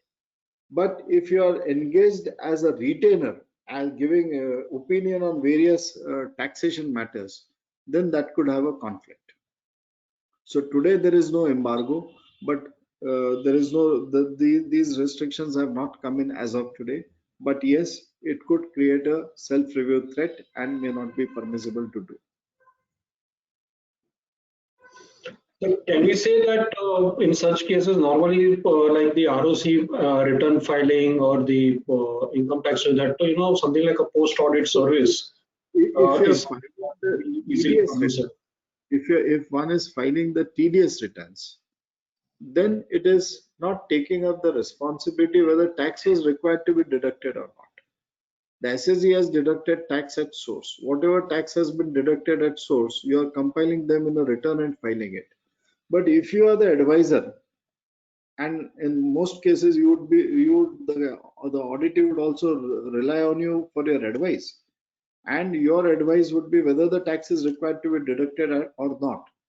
So consider the various kinds of litigations which happens, whether it should have been in 194C or 194J, or whether it is a payment to a non-resident and whether tax was required to be deducted at source or not.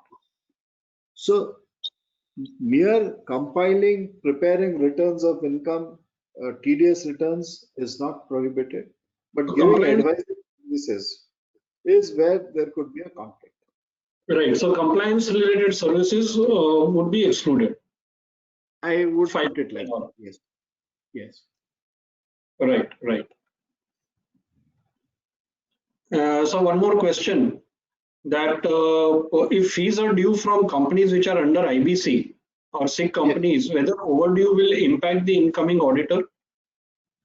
So Earlier, it was in the case of SIC companies which were declared as SIC under BIFR, and there was an exemption in relation to those companies.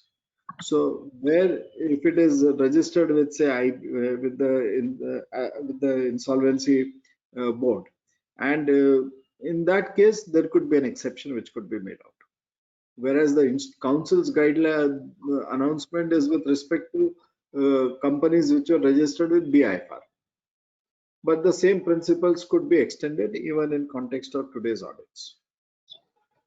True, true. I think, sir, those were the questions. It was an excellent session, sir. And you made the provisions of the code easy to understand with your examples and case studies. There are a lot of issues that are required to be addressed and also which members need to be aware of. I understand that just like we normally have regular lectures on direct tax, indirect tax, accounting, we also need to have regular lectures on the code of ethics. On behalf of WRC, sir, I thank you for sparing your valuable time and sharing your vast knowledge and experience on the code of ethics. Thank you very much, sir, and also for responding to the questions. Friends, the first day has started in the right earnest, and we look forward to having you all tomorrow at 4 p.m. when we shall discuss about certifications and volume 2 with respect to the schedules. Thank you, good night, and take care. Thank you very much. It's my privilege to have been part of this webinar. Thank you so much. Thank you, sir. Thank you.